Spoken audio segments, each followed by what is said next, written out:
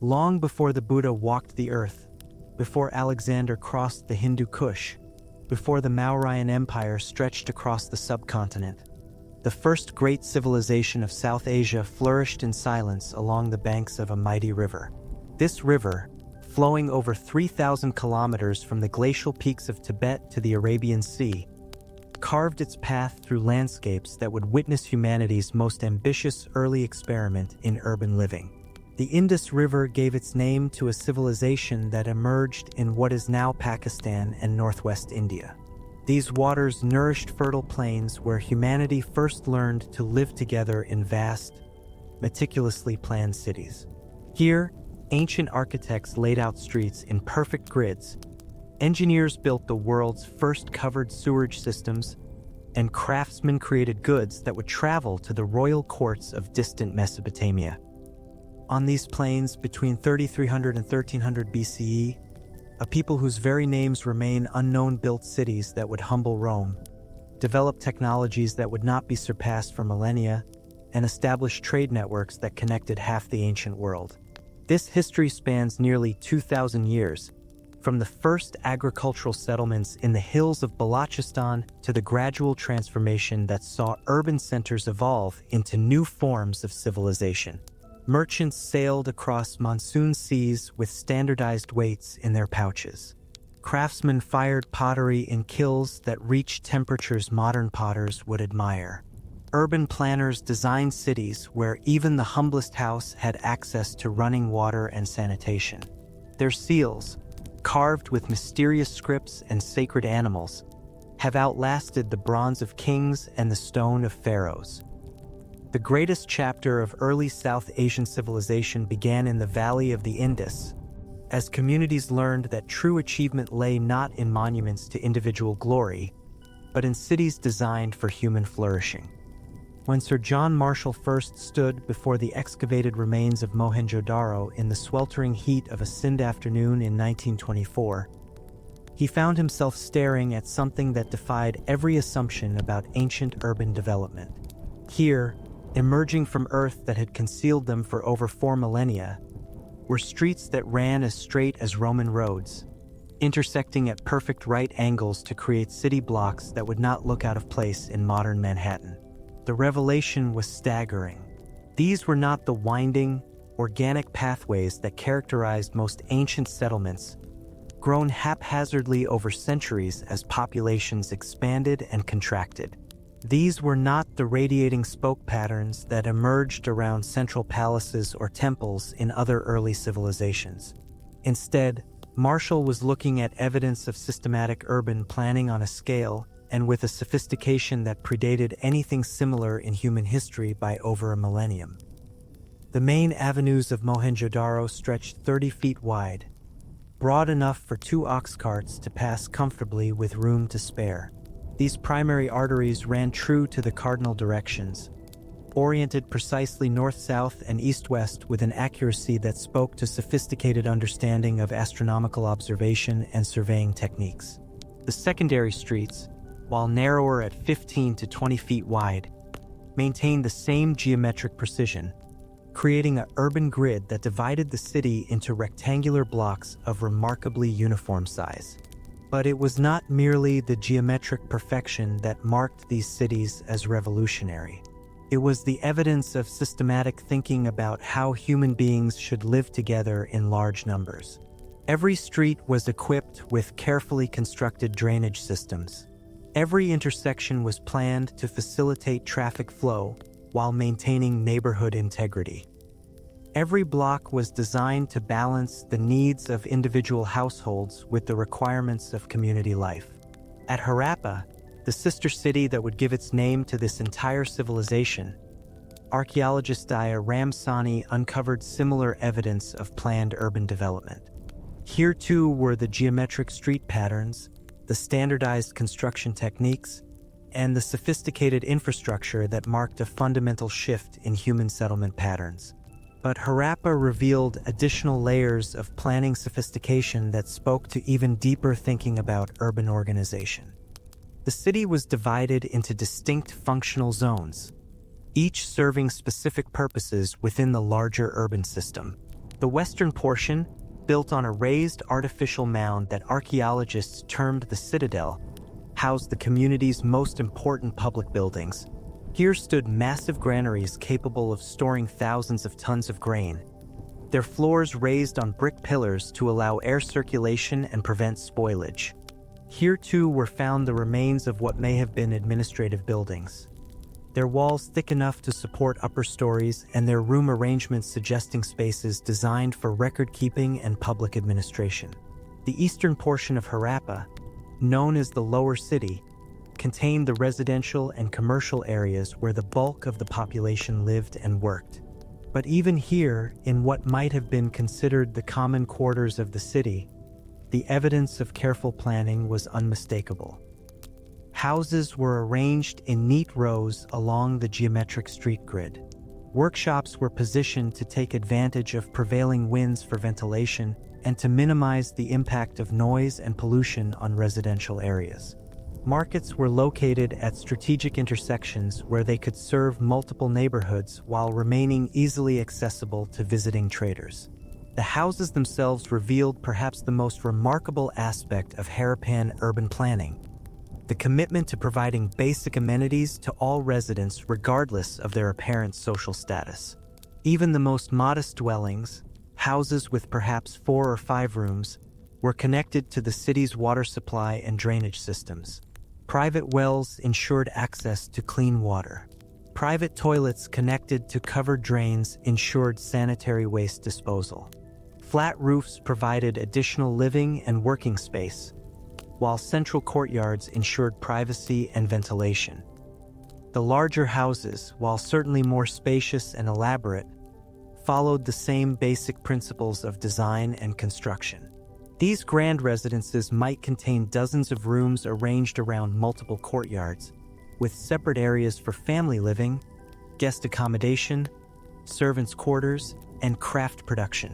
But they used the same standardized brick sizes, the same construction techniques, and the same approaches to water supply and sanitation as their more modest neighbors.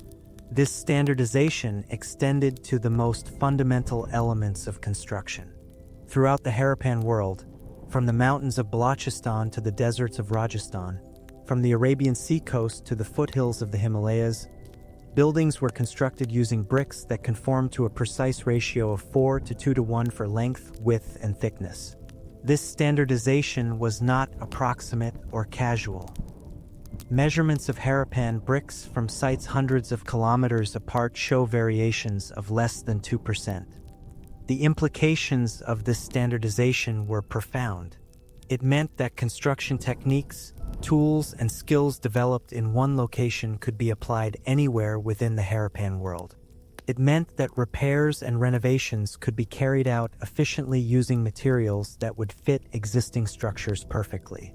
It meant that the visual harmony of Harappan cities was not accidental but the result of systematic planning and quality control. The mortar used to bind these standardized bricks was equally sophisticated. Harappan builders used gypsum plaster, a material that provided strong adhesion while remaining somewhat flexible, allowing buildings to withstand the earthquakes that periodically shook the region.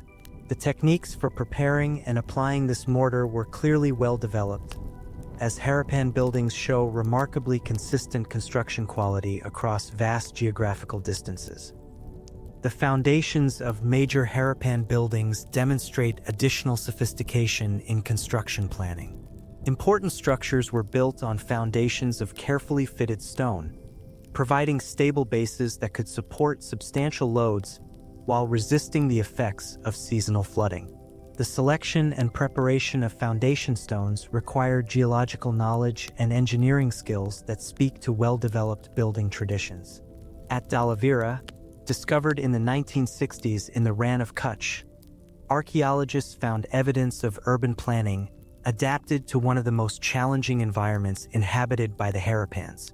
Here, in a region where annual rainfall was minimal and unpredictable, the city's planners had created an elaborate system of reservoirs, dams, and channels that captured every drop of monsoon runoff and stored it for use during the long dry season. The water management system at Dalavira was integrated into the city's overall plan from the very beginning. The city walls were designed to serve double duty as dams, capturing rainwater that flowed down from the surrounding hills. Reservoirs were carved into the bedrock at strategic locations throughout the city, their capacities calculated to meet the needs of the urban population through multiple years of drought. Channels carried water from these reservoirs to different neighborhoods, ensuring that all residents had access to this precious resource. But the planners of Dalavira went beyond simple water storage. They created a hierarchy of water use that demonstrated sophisticated understanding of urban resource management. Fresh rainwater captured in the main reservoirs was reserved for drinking and cooking. Secondary reservoirs collected runoff from the city itself, providing water for construction, craft production, and other non-potable uses. A third tier of water management captured and processed wastewater, ensuring that even this resource was not wasted. The city walls of Dalavira also revealed another aspect of Harappan urban planning sophistication. These walls were not primarily defensive structures designed to keep out military enemies. Instead, they served multiple functions: flood control during the brief but intense monsoon season, wind barriers during dust storms, and boundaries that helped to organize the city's internal structure. The gates in these walls were elaborate structures with multiple chambers that may have served as customs houses, administrative offices, or simply as sheltered spaces where travelers could rest and conduct business. Lathal, the great port city of the Harappan civilization, demonstrated yet another dimension of urban planning sophistication. Here, city planners had to integrate maritime facilities with urban infrastructure, creating a port that could handle the complex logistics of international trade while serving as a comfortable and efficient place for a large population to live and work. The centerpiece of Lathal was its sophisticated dock complex, a marvel of ancient engineering that demonstrated deep understanding of tidal patterns, maritime logistics, and urban integration. The dock itself was a massive rectangular basin carved from the earth and lined with carefully fitted bricks. At over 200 meters long and 35 meters wide, it could accommodate multiple large vessels simultaneously. But the true sophistication of the Lathal dock lay in its tidal management system. The engineers who designed it understood that the extreme tidal variations of the Arabian seacoast could leave ships stranded at low tide or damaged by excessive water levels at high tide. To solve this problem, they created an ingenious lockgate system that allowed water levels in the dock to be controlled regardless of tidal conditions outside. The integration of this dock complex with the city's overall plan demonstrated the same systematic thinking that characterized all Harappan urban development. Warehouses were positioned adjacent to the dock for efficient cargo handling. Craft production areas were located to take advantage of imported raw materials. Residential areas were planned to house both permanent residents and the temporary populations of visiting merchants and sailors. The residential areas of Lathal showed the same attention to planning and standardization found throughout the Harappan world. Streets followed the characteristic grid pattern. Houses were built using standardized materials and techniques.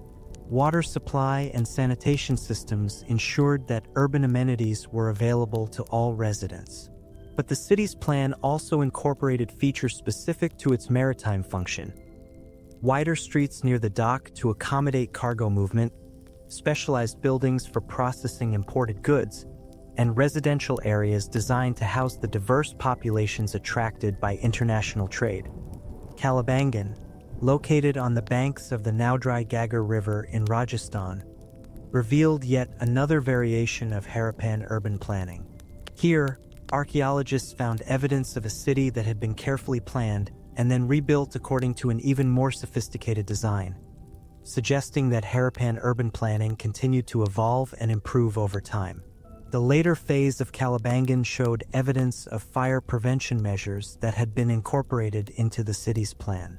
Streets were designed to serve as fire breaks, preventing the spread of accidental fires between neighborhoods. Buildings were spaced to reduce fire risk while maintaining urban density. Water storage facilities were positioned to provide firefighting capabilities. These features suggest that Harappan planners had learned from experience and were constantly improving their urban design techniques. The standardization that characterized Harappan urban planning extended beyond construction materials to encompass entire systems of city organization. The division between citadel and lower city, found at virtually every major Harappan site, represented a consistent approach to urban zoning that balanced administrative needs with residential requirements. The positioning of public buildings, the organization of craft production areas, and the integration of commercial facilities all followed patterns that were replicated across the entire Harappan world. This consistency in urban organization could not have been achieved without sophisticated systems of knowledge transmission and quality control. The techniques of urban planning, the principles of construction, and the standards of public health and safety were clearly being taught, learned, and maintained across generations and across vast geographical distances. The existence of such systems implies social institutions of considerable sophistication, though the exact nature of these institutions remains unclear due to our inability to read Harappan script. The public buildings found in Harappan cities provided additional evidence of systematic urban planning focused on community welfare rather than elite aggrandizement. The Great Bath at Mohenjo-daro, perhaps the most famous single structure from the Harappan world, exemplified this approach to public architecture. This remarkable structure, measuring over 12 meters in length and nearly 3 meters in depth, was clearly designed for community use rather than private enjoyment. The careful waterproofing using bitumen and fired bricks, the elaborate staircases providing safe access to the water, and the sophisticated drainage systems that allowed the pool to be emptied and refilled all spoke to enormous investments in public infrastructure. The positioning of the Great Bath within the city's overall plan was equally significant. Located on the Citadel Mound in a position of prominence, it was clearly intended as a focal point of community life. The surrounding galleries and chambers suggested that the facility was designed to accommodate large numbers of people, possibly for religious ceremonies, public meetings, or simply as a center for social interaction. The granaries found at Harappan sites represented another type of public building that demonstrated the planner's commitment to community welfare. These massive structures, built with sophisticated ventilation systems to prevent spoilage and security features to prevent theft, could store enormous quantities of grain. The granary at Harappa, built on a raised platform with air vents beneath the floor, could probably hold enough grain to feed the entire city for several months. The social implications of these granaries were profound. The ability to store large quantities of surplus food suggested that Harappan society had developed sophisticated techniques for agricultural production, food processing, and economic organization. More importantly, the fact that these storage facilities were public buildings rather than private warehouses suggested a form of social organization that prioritized community food security over individual wealth accumulation. The craft production areas found in Harappan cities showed the same systematic planning approach applied to economic activities. Rather than allowing craft production to develop randomly throughout the city, Harappan planners created specialized industrial districts where different types of production could be carried out efficiently while minimizing conflicts with residential areas. Bead-making workshops were positioned to take advantage of natural light for the detailed work of drilling and polishing. Pottery kilns were located where prevailing winds would carry smoke away from residential areas. Metalworking furnaces were placed where the heat and noise of bronze production would not disturb sleeping families. Textile production areas were designed with adequate space for the large looms used in cotton weaving and with access to water for dyeing and finishing processes. But these craft quarters were not isolated from the rest of the city. They were integrated into the overall urban plan in ways that facilitated the movement of raw materials, finished goods, and workers while maintaining the quality of life for all urban residents. The street networks connected craft areas with residential neighborhoods, markets, and transportation facilities. The infrastructure systems that supplied water and managed waste served industrial areas as well as residential districts. The marketplace areas of Harappan cities showed similar evidence of systematic planning. These commercial spaces were typically located at strategic intersections where they could serve multiple neighborhoods while remaining easily accessible to visiting traders. The design of these market areas facilitated both local commerce and long-distance trade, with facilities for storing goods, housing visiting merchants, and conducting the complex transactions that characterized Harappan commercial life. The integration of all these elements, residential areas, public buildings, craft quarters, commercial facilities, and infrastructure systems into coherent urban wholes represented an achievement in city planning that would not be matched in South Asia for over a millennium.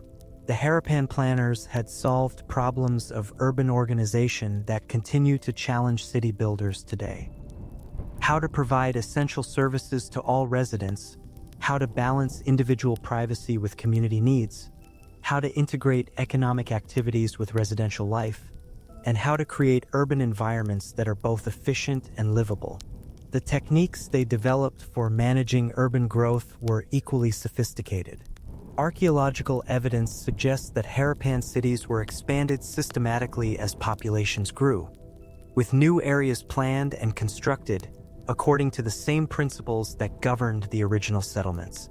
This planned expansion prevented the kind of chaotic urban sprawl that characterized many later cities and ensured that new residents had access to the same urban amenities as established communities. The maintenance systems that kept Harappan cities functioning over centuries demonstrated additional dimensions of urban planning sophistication. The drainage systems that carried wastewater away from residential areas required regular cleaning and maintenance. The water supply systems needed constant attention to prevent contamination and ensure adequate flow. The street surfaces had to be maintained to provide safe and convenient transportation. The evidence suggests that Harappan cities had developed effective systems for carrying out all of these maintenance activities. The success of Harappan urban planning can be measured not only by the impressive archaeological remains that survive today, but by the longevity of the cities themselves. Major Harappan urban centers were continuously occupied for centuries, with some showing evidence of habitation for over 700 years. This longevity suggests that the urban planning systems developed by the Harappans were not only impressive but also sustainable over long time periods. The influence of Harappan urban planning extended far beyond the cities themselves. The principles they developed, systematic layout, standardized construction, integrated infrastructure, and attention to public welfare, influenced urban development throughout South Asia for millennia. Elements of Harappan planning concepts can be seen in later Indian cities, and some scholars argue that certain aspects of traditional South Asian urban design derive ultimately from Harappan innovations. The Harappan achievement in urban planning represented more than just technical innovation. It represented a vision of how human beings might live together in large numbers while maintaining both individual dignity and community cohesion. Their cities were designed not as monuments to power, but as environments for human flourishing, not as expressions of individual greatness, but as collective achievements that served the needs of entire communities.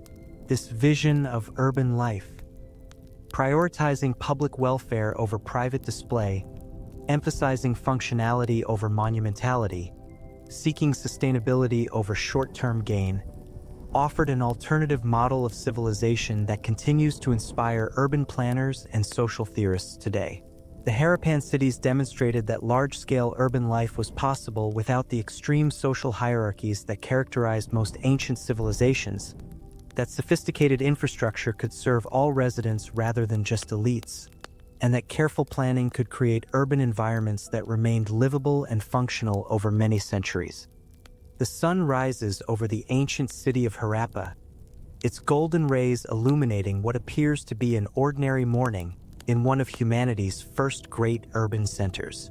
But beneath the bustling streets and well-ordered buildings lies something extraordinary, a hidden network of engineering marvels that would not be seen again in the Indian subcontinent for over 1,000 years. The Harappan civilization, flourishing between 2600 and 1900 BCE, created what historians now recognize as the world's most sophisticated early water management system, a testament to human ingenuity that challenges our assumptions about ancient technological capabilities. Beneath every major Harappan city runs an intricate network of covered drains, a subterranean symphony of engineering precision that would make modern urban planners envious. These weren't simple open channels carved into the ground, but carefully constructed covered drainage systems that represent a quantum leap in urban infrastructure thinking. The main drains, built with precisely fitted bricks and covered with flat stone slabs, formed the arteries of a comprehensive waste management network that served entire cities. The sophistication becomes apparent when examining the construction details. Each drain was built with a gentle slope calculated to ensure optimal water flow, steep enough to prevent stagnation, yet gradual enough to avoid erosion. The bricks used in construction were fired to a hardness that has allowed many sections to survive over 4 millennia. Their mortar joints so precisely crafted that they remain watertight even today. Archaeological excavations at Harappa and Mohenjo-daro reveal that these main drains could handle not just household waste, but also the runoff from the extensive bathing areas and public facilities that were central to Harappan urban life. What makes this system truly remarkable is its comprehensive coverage. Unlike many ancient civilizations that provided sanitation infrastructure only for elite districts, the Harappan drainage network extended throughout their cities, serving residential areas regardless of apparent social status. Side drains from individual houses connected to larger secondary drains, which in turn fed into the main arterial system. This network was maintained through a series of inspection chambers and cleanout points, suggesting that the Harappans had developed not just the technology for building these systems, but also the administrative structures necessary for their long-term maintenance. The covered nature of these drains represents perhaps their most innovative feature. While other ancient civilizations often relied on open sewers, the Harappans understood the importance of containing wastewater and preventing contamination of the urban environment. The stone covers could be removed for cleaning and maintenance, but during normal operation, they kept the drainage system sealed from the street level above. This prevented the spread of disease, eliminated unpleasant odors, and maintained the aesthetic quality of the urban environment, considerations that wouldn't become standard in European cities until the 19th century CE. Perhaps nothing illustrates Harappan engineering sophistication more dramatically than their development of the world's first integrated sanitation system. In the residential quarters of major Harappan cities, archaeologists have uncovered what can only be described as the earliest known flush toilets, sophisticated bathroom facilities that connected individual homes to the citywide sewerage network through an ingenious system of water-sealed drains. These private toilets weren't crude latrines, but carefully designed facilities that demonstrate a profound understanding of hydraulic engineering and public health principles. Each toilet consisted of a brick-lined seat positioned over a carefully constructed drain that connected directly to the house's private drainage system. The genius of the design lay in its water trap mechanism, a curved section of the drain that remained filled with water, creating a seal that prevented sewer gases from rising back into the living spaces. This is the same basic principle used in modern toilet design, developed by the Harappans over 4,000 years before it appeared elsewhere in the world. The integration of these private facilities with the broader urban infrastructure reveals the extent of Harappan planning capabilities. Each house toilet connected to a private drain that carried waste to larger neighborhood drains, which in turn fed into the main city sewerage system. The entire network was designed with sufficient fall and flow capacity to handle the waste from thousands of residents, suggesting that Harappan engineers had developed sophisticated methods for calculating hydraulic loads and designing systems accordingly. Archaeological evidence from sites like Kalibangan and Dalavira shows that these sanitation systems weren't limited to the wealthy elite. Even modest homes featured private toilet facilities connected to the drainage network, indicating that access to proper sanitation was considered a basic urban amenity rather than a luxury. This egalitarian approach to public health infrastructure represents a social and technological achievement that wouldn't be replicated in the Indian subcontinent until the modern era. The maintenance of these systems required considerable organizational sophistication. The Harappans developed standardized brick sizes for drain construction, ensuring that replacement parts would fit properly during repairs. They also created access points throughout the network that allowed maintenance workers to clear blockages and perform routine cleaning. Evidence suggests that specialized workers were responsible for maintaining the sanitation infrastructure, indicating that the Harappans had developed professional trades dedicated to urban engineering and maintenance. Water supply in Harappan cities represented another dimension of their engineering mastery. Rather than relying solely on surface water sources that might fail during droughts or become contaminated, the Harappans developed an extensive network of public and private wells that tapped into groundwater resources with remarkable efficiency. At Mohenjo-daro alone, archaeologists have identified over 700 wells, suggesting a well density that provided convenient access to clean water for every neighborhood and possibly every major building. The construction of these wells demonstrates sophisticated understanding of hydrogeology and engineering principles. Harappan wells weren't simple holes in the ground, but carefully constructed vertical shafts lined with fired bricks or cut stone blocks. The wellheads were built with raised edges and drainage systems that prevented surface contamination from entering the water supply. Many wells featured sophisticated pulley systems for raising water, with grooves worn into the wellhead stones showing where ropes and chains operated for centuries. The placement of wells throughout Harappan cities reveals careful planning based on understanding of groundwater flow and urban water needs. Wells were positioned to serve multiple households while being far enough from sanitation facilities to prevent contamination. The engineering challenge of maintaining clean water supplies in dense urban environments was solved through careful attention to well construction, regular maintenance, and protective measures that prevented surface pollutants from entering the groundwater. Private wells within individual houses represent perhaps the most impressive achievement in residential water supply. These weren't simple convenience features, but sophisticated engineering installations that brought fresh water directly into homes through carefully constructed brick-lined shafts. The ability to sink wells to precise depths, line them with durable materials, and maintain them over decades required both technological skill and organizational capability that rivals modern urban utilities. The quality of Harappan well construction is evidenced by their longevity. Many wells continued to provide water for centuries after the civilization's decline, and some were still in use when British archaeologists first excavated the sites in the 20th century. The precision of the brickwork, the careful selection of locations, and the sophisticated understanding of groundwater dynamics all point to a level of engineering expertise that represents one of humanity's earliest mastery of large-scale water supply systems. At the heart of Mohenjo-daro stands perhaps the most impressive single example of Harappan water engineering, the Great Bath, a structure so sophisticated and precisely built that it has survived over 4 millennia virtually intact. This massive public bathing facility, measuring approximately 40 feet long, 23 feet wide, and 8 feet deep, represents the pinnacle of Harappan hydraulic engineering and offers insights into both their technical capabilities and their social priorities. The construction of the Great Bath demonstrates mastery of waterproofing technology that wouldn't be seen again for centuries.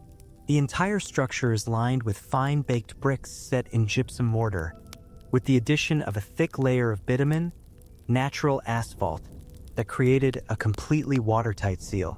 This waterproofing system has proven so effective that the bath could still hold water when archaeologists first excavated it in the 1920s, more than 4,000 years after its construction. The engineering sophistication extends far beyond simple waterproofing. The Great Bath features a carefully designed drainage system with a large drain in one corner that connects to an elaborate outflow system. The drain itself is covered with removable stone slabs, allowing for maintenance and cleaning while protecting the drainage channel during normal use. The outflow leads to a sophisticated discharge system that prevents backflow and contamination, demonstrating understanding of hydraulic principles that modern engineers would recognize and appreciate. Water supply for the Great Bath came from a large well constructed adjacent to the structure, connected through a sophisticated piping system that allowed the basin to be filled efficiently. The positioning of the well and the design of the supply system suggest that the Harappans understood the importance of using fresh, clean water for public bathing facilities, rather than relying on potentially contaminated surface water sources. The stairs leading into the Great Bath are constructed with the same precision as the rest of the structure, featuring non-slip surfaces and carefully calculated dimensions that made safe entry and exit possible even when the basin was full. The surrounding colonnaded courtyard provided changing areas and shelter, while smaller rooms adjacent to the main structure may have served as private bathing chambers for special ceremonies or individual use. The Great Bath's design reveals understanding of public health principles that were remarkably advanced for its time. The constant flow of fresh water through the system prevented stagnation and bacterial growth, while the sophisticated drainage system ensured that used water was quickly and efficiently removed from the structure. The materials used in construction, fired brick, gypsum mortar, and bitumen, were chosen for their durability and resistance to water damage, ensuring that the facility could operate safely for generations. Beyond their achievements in urban water supply and sanitation, the Harappans developed sophisticated systems for water storage and conservation that reveal their understanding of hydraulic engineering on a landscape scale.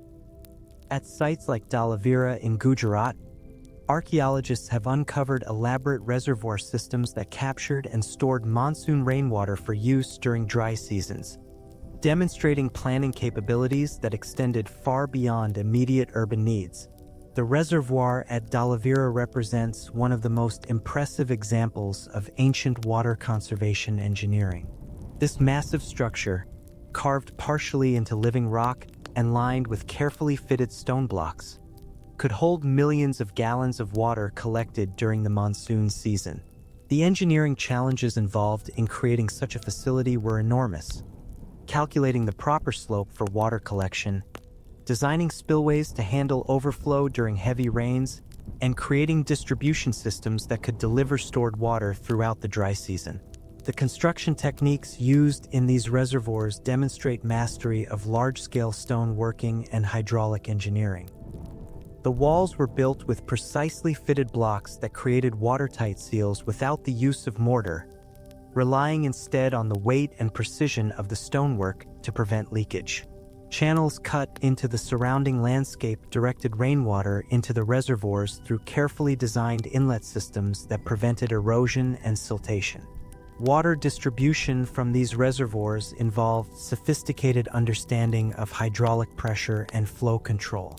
Outlet channels were positioned at various levels within the reservoir walls, allowing water to be drawn off as needed while maintaining reserves for extended dry periods. The engineering required to calculate proper outlet sizes, positions, and flow rates represents a level of hydraulic sophistication that rivals modern reservoir design. The integration of these water storage systems with urban infrastructure demonstrates comprehensive planning that considered both immediate needs and long-term sustainability. Distribution channels connected the reservoirs to urban well systems, providing backup water supplies during droughts and ensuring that cities could maintain their populations even during extended dry periods. This integration of water collection, storage, and distribution represents one of the earliest examples of comprehensive watershed management in human history. The engineering achievements of the Harappan civilization were made possible by significant innovations in materials science and construction technology that provided the foundation for their water management systems. Their development of standardized fired bricks represents perhaps their most important technological contribution. These uniform building blocks made possible the construction of complex drainage networks, wells, and reservoirs that required precise fitting and long-term durability. Harappan brick-making technology achieved a level of standardization and quality that wouldn't be seen again for centuries. The bricks were manufactured to precise dimensions using carefully controlled firing processes that created materials of exceptional strength and durability. The standardization meant that bricks from different kilns and different time periods could be used interchangeably in construction and repair projects, enabling the long-term maintenance of complex infrastructure systems. The mortars and waterproofing materials used in Harappan construction demonstrate sophisticated understanding of chemical processes and material properties. Gypsum mortar provided strong, durable joints that could withstand water pressure and thermal expansion, while the use of bitumen for waterproofing represented mastery of a challenging material that required careful preparation and application to achieve effective seals.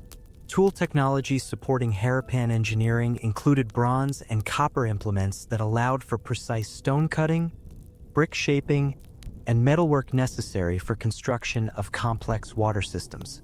Archaeological evidence shows that Harappan craftsmen developed specialized tools for different aspects of water system construction, from well-digging implements to precision instruments for measuring slopes and angles in drainage construction.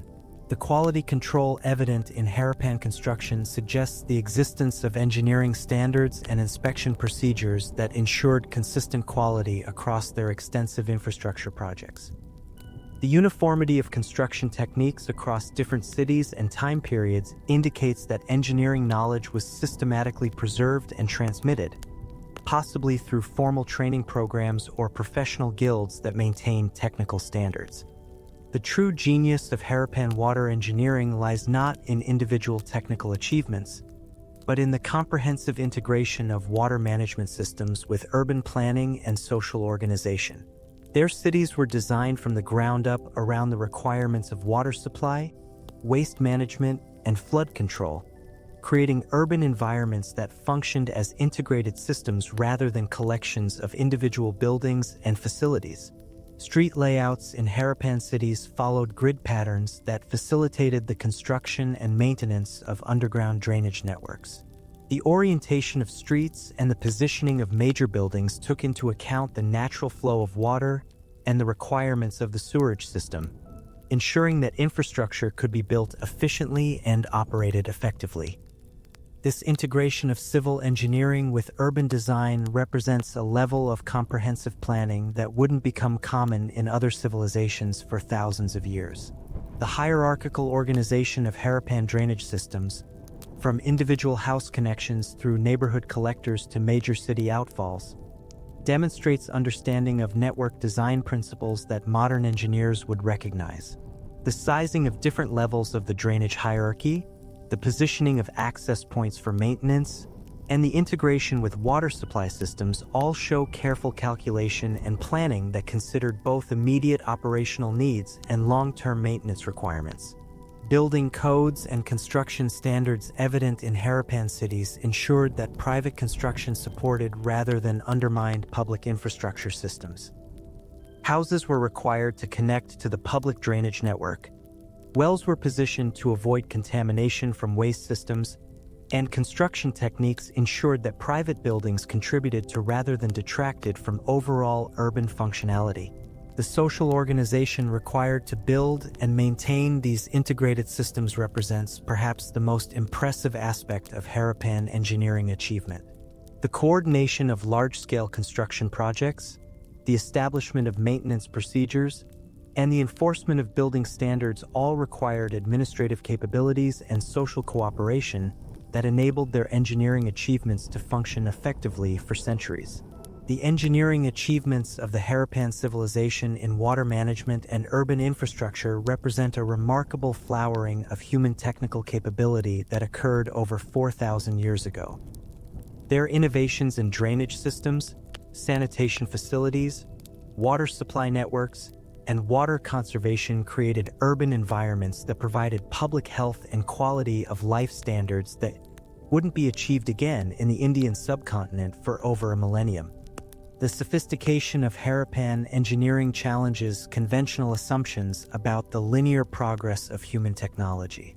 Their achievements in urban water management were in many ways superior to systems that wouldn't appear in European cities until the Industrial Revolution, suggesting that human engineering capability reached remarkable heights very early in the development of urban civilization. The durability of Harappan infrastructure, with many wells, drains, and reservoirs still functional when rediscovered by modern archaeologists, testifies to the quality of their engineering and construction. The materials they chose, the techniques they employed, and the standards they maintained created infrastructure that has outlasted the civilization that built it, continuing to provide insights into advanced engineering practices that remain relevant to modern urban planners and engineers. The integration of technical achievement with social organization evident in Harappan water systems provides a model for comprehensive urban development that considers both immediate human needs and long-term sustainability. Their approach to water management as a public good, their commitment to providing infrastructure services throughout their urban populations, and their development of maintenance systems that ensured long-term functionality all offer lessons that remain relevant to contemporary urban development challenges. The Harappan mastery of water engineering represents one of humanity's earliest and most successful attempts to create sustainable urban environments through technological innovation and comprehensive planning. Their achievements stand as monuments to human ingenuity and serve as inspiration for contemporary efforts to build cities that serve human needs while working in harmony with natural systems. Step away from the citadel mounds of Mohenjo-daro, past the hum of kilns and courtyard chatter, and follow a caravan as it lumbers west toward the lapis mines of Badakhshan. Pack animals creak under sacks of cotton thread and coiled copper ingots, but what truly binds the journey together fits in a single palm: a set of tiny, polished stone cubes weighing a small hemp pouch. No matter how far the traders travel, through Sindh's thorn scrub, across the baked flats of Baluchistan, into the high valleys of Afghanistan, those cubes will match the standards waiting in every marketplace they enter. Such quiet reliability was not an accident of habit. It was the deliberate hallmark of the Harappan world. At the root of this unity lay the simplest of objects, the fired brick.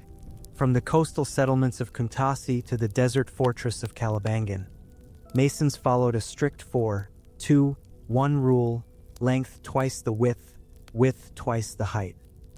A standard urban brick measured roughly 28 by 14 by 7 centimeters. A domestic brick, 24 by 12 by 6. The ratio mattered more than the absolute size. For stretcher bricks laid long equaled one header laid lateral, allowing corners, drains, wells, and staircases to interlock with geometric certainty.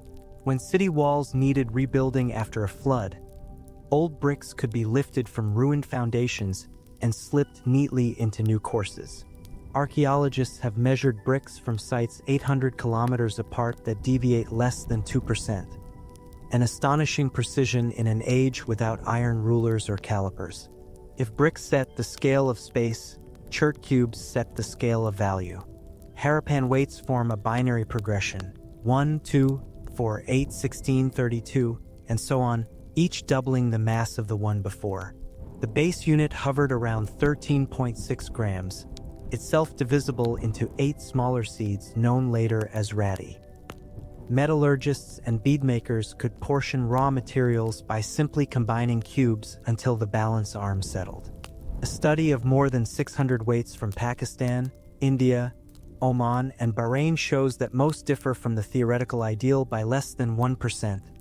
Tolerance levels a modern jeweler would applaud.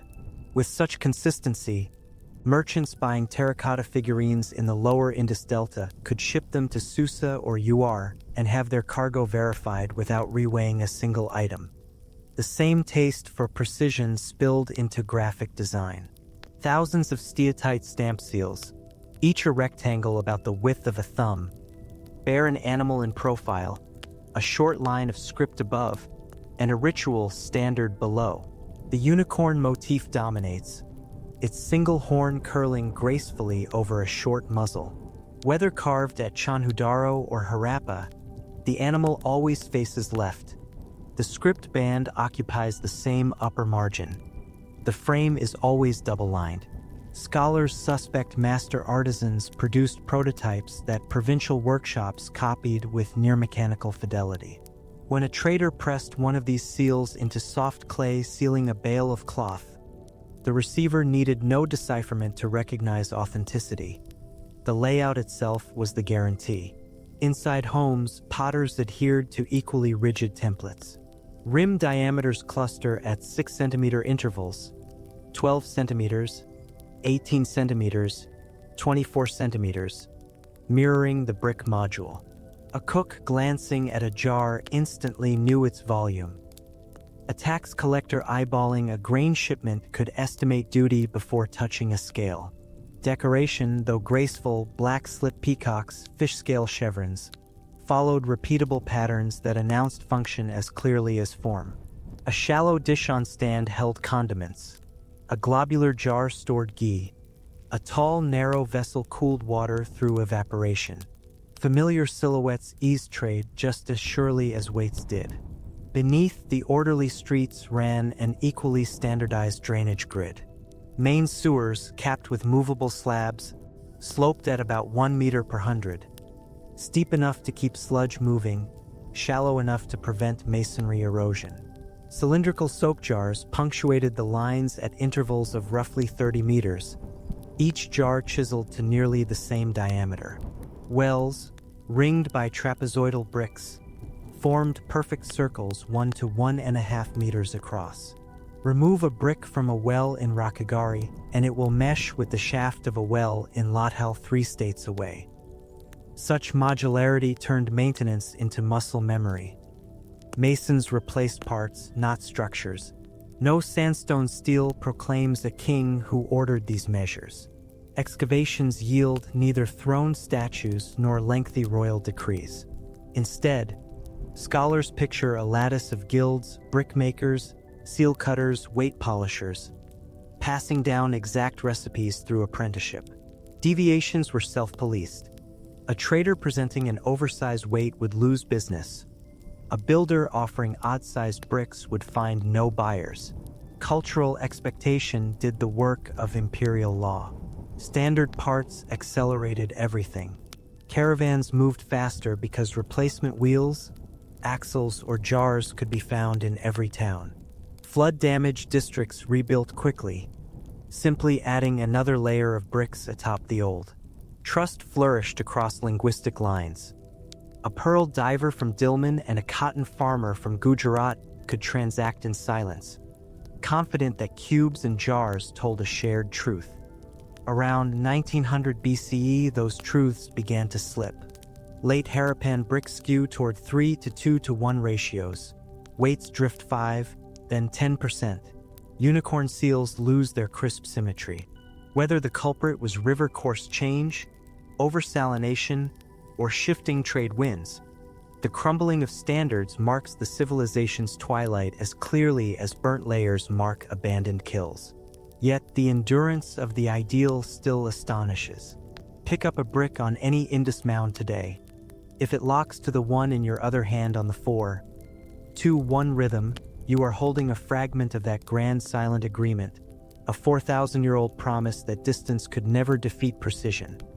A promise that, for 7 brilliant centuries, held an empire of shared measures together. There are rows of palm-sized seals in museums from Karachi to Kolkata. Each one is carved from soft, white-fired steatite and has a proud animal in profile on it, with a line of symbols above it that look like they were scratched with steel pens. Scholars have put these symbols, jagged fish shapes, tridents, circled chevrons, loops with trailing tails, into a writing system with about 400 different signs. A double-eyed fish, a rake that looks like a comb, and a diamond next to 3 vertical strokes are just a few of the things that can be found everywhere. Some are so rare that there is only one left. They make up the script of the Harappans, the only major Bronze Age civilization whose writing is still hard for modern people to understand.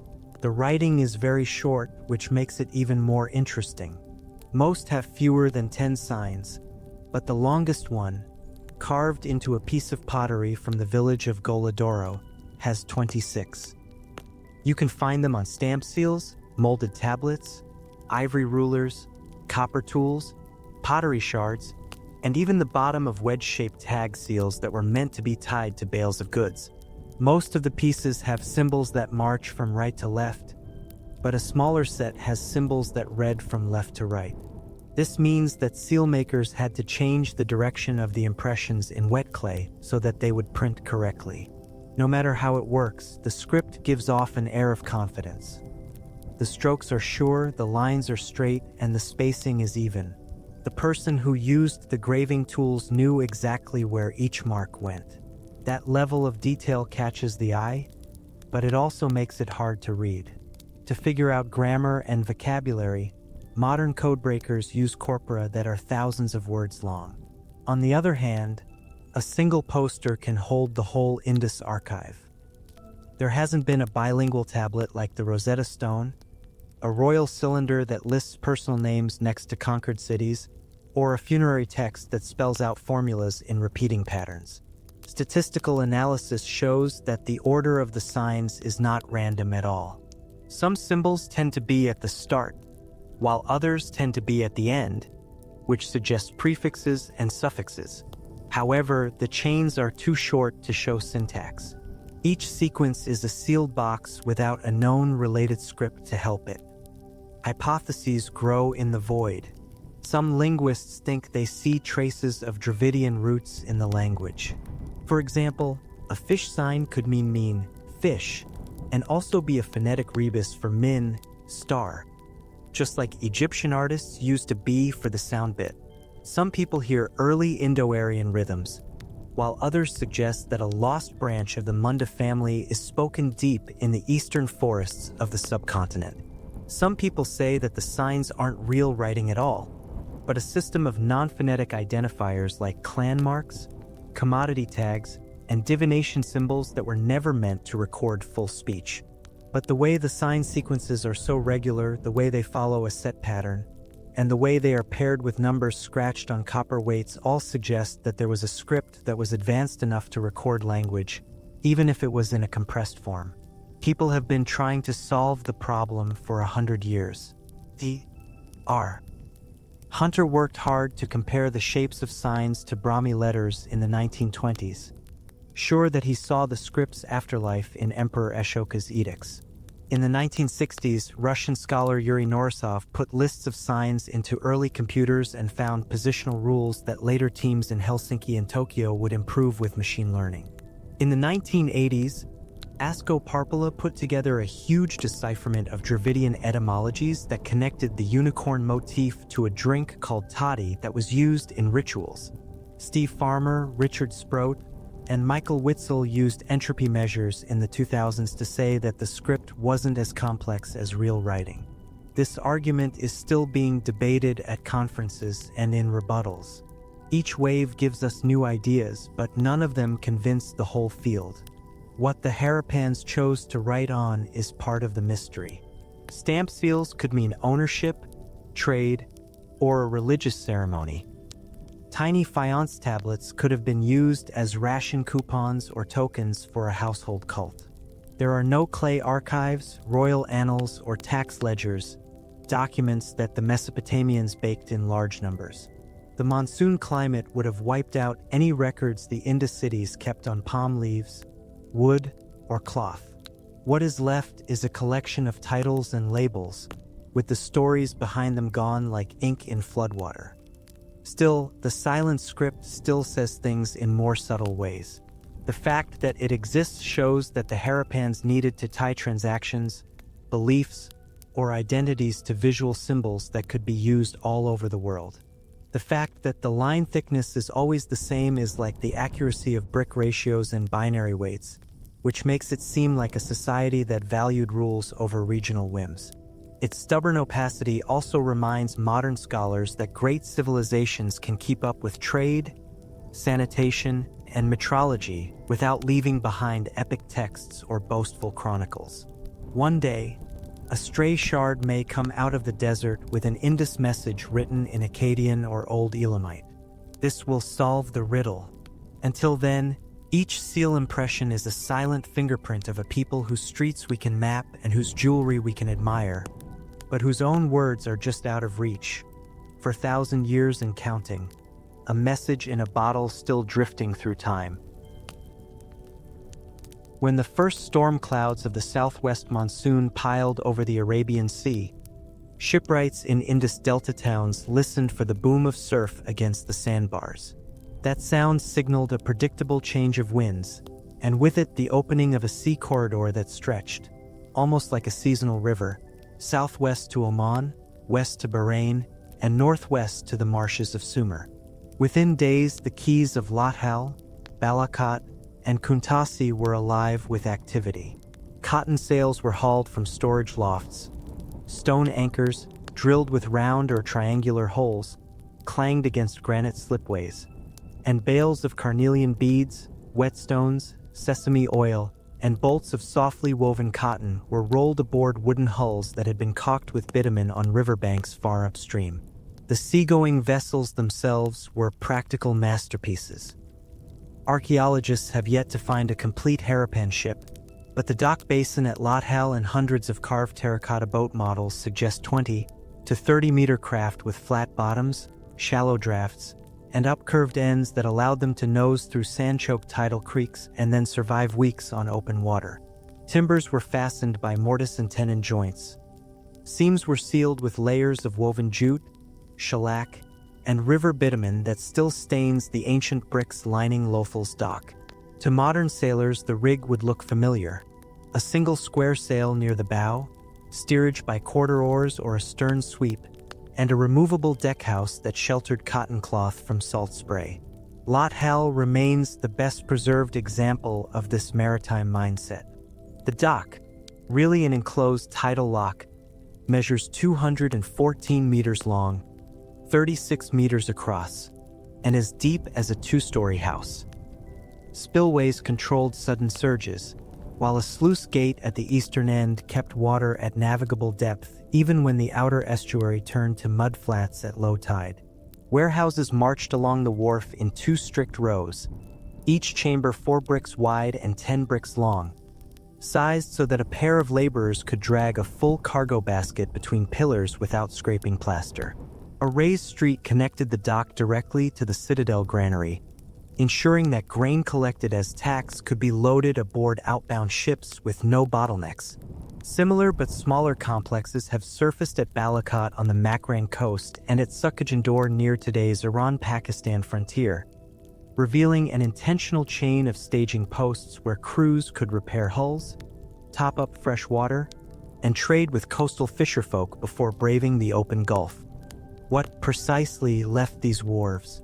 First, the polished orange-red beads of carnelian whose smooth glaze came from repeated firings and quenchings in ash-packed kilns. Workshops at Mohenjo-daro produced hundreds of thousands of such beads. Discards litter the floors like red sequins, while unfinished cores show just how fine double-bit drills could bore. Tiny drill tips of bronze and hardened chert survive in toolkits, some worn to the size of eyelash stubs. In Mesopotamian cuneiform lists, these jewels appear as red stone eye beads from Maluha. Royal burials at Ur include necklaces strung alternately with gold and Indus carnelian, proof that Sumer's elites valued Harappan craft above their own lapidary efforts. Other exports rode the same monsoon highway. Cotton, first domesticated on the Indus plains, arrived in Sumer as bales of tree wool, a marvel to a land accustomed only to sheep's fleece. Sesame oil traveled in tall, narrow jars whose identical profiles tell of mass production. shell bangles, sawn from Turbinella pyrum conch and polished to ivory sheen, delighted wearers from Arabian oases to distant Magan, Oman. Bronze tools, chisels, fishhooks, rivet bars, left ports in wooden crates stenciled with copper oxide pigment, bound for copper-rich Oman and for settling craftsmen who followed the trade winds west. Outbound holds never returned empty. Oman's mountains yielded blister-shaped copper ingots. Iranian plateau mines supplied silver, lead, and prize tin. Arabian traders offered dates, while textiles dyed purple with murex and bundles of resinous frankincense. Most valuable of all was lapis lazuli from Badakhshan in Afghanistan, a stone flecked with pyrite stars that commanded princely prices in Mesopotamia and Egypt. Indus merchants rarely sailed directly to these mines. Instead, they established an overland station at Shortchagai on the Amu Darya, where Harappan bricks, weights, and even a tiny faience figurine attest to a colony dedicated to securing lapis at its source. While ships mastered the sea, camel and bullock caravans crossed the high passes. The Bolan Gorge, the Gomel Gap, and the Khyber Pass funneled pack trains towards Central Asia, linking Indus towns to trading hubs such as Altan Tepe and Goner in Bactria Margiana. Harappan cubical weights turn up in these desert oases, alongside Indus-style toggle pins and etched carnelian beads. Caravan leaders carried stamped copper tablets, miniature passports that bore an Indus symbol on one side and numeric tallies on the other. At way stations they exchanged news, iron oxide pigment, turquoise, and perhaps horses long before chariots thundered into the subcontinent. The breadth of the network is clearest not in India or Pakistan, but in the rubbish pits of distant lands. At Tel Asmar and Nippur, archaeologists have sifted fragments of square steatite seals whose unicorn, zebu, or elephant stride above 4 or 5 Indus characters. Clay jar stoppers at UR show those same seal impressions inverted, evidence that Harappan merchants left behind packing waste after opening cargoes inside Sumerian storehouses. On Failaka Island off Kuwait, more Indus seals have been found than at some second-tier Harappan towns, silent testimony to a community of expatriate traders lodged among the Dilmunites who controlled Gulf commerce. Babylonian scribes even recorded Meliahans in their texts. A cylinder seal dating to King Sargon's grandson notes boats of Maluha, Magan, and Dilmun docked at Akkad, while another later tablet identifies a translator named Shuilisu, Maluha interpreter, stationed at Lagash. These snippets hint at resident merchant colonies, Meliahan warehouses, and the need for linguistic go-betweens, a scenario that sounds remarkably like later Venetian fondici or Hanseatic trading houses. Indus traders solved 3 problems that plague every long-distance exchange. First, time. They harnessed monsoon seasonality, leaving home when winds blew west and returning on the predictable October reversal. Second, trust. The binary weight system and the instantly recognizable unicorn seal acted like international standards. A jar stamped at Kuntasi would pass inspection in Susa because administrators there kept a Harappan reference weight in their treasury. Third, logistics. Goods were portioned in modular packages, bead packets of set counts, oil jars of set volume, copper ingots of set weight, so that any combination could be priced quickly in foreign markets. Back home, port cities display a blend of cosmopolitan bustle and standardized order. House plans in Lothal reveal narrow front rooms facing the dock road, likely merchant shops, behind which private quarters open around a courtyard. One residence contained a bead drilling workshop, imported copper chisels, and an ivory scale arm bearing microscopic where marks, suggesting that wealthy trading families supervised both production and export under one roof. Grave goods, by contrast, remain modest. A few steatite beads, a shell bangle, a terracotta figurine. If fortunes were made in trade, They were reinvested in warehouses and kilns rather than pyramids or mausoleums. The Indus trading web sent ripples well past its direct contact zone. Ideas moved with goods. Double-sided comb motifs appear on Gulf pottery. Sumerian cylinder seals copy the Indus unicorn silhouette. Omani smiths adopt Harappan furnace designs. Some scholars trace the rapid spread of cotton cultivation westward to returning sailors who sold seeds alongside cloth. Others note that Mesopotamian city-states began experimenting with standardized weights, the shekel and mina systems, soon after Indus merchants made Meliahan measures commonplace in Gulf entrepôts. After 2000 BCE, those ripples slowed. Climate records show a weakening of the Indian summer monsoon. Rivers like the Gagger, Hakra shifted or dried, choking inland transport. The fall of the UR3 dynasty disrupted demand in Mesopotamia, while Omani copper mines entered a hasty decline.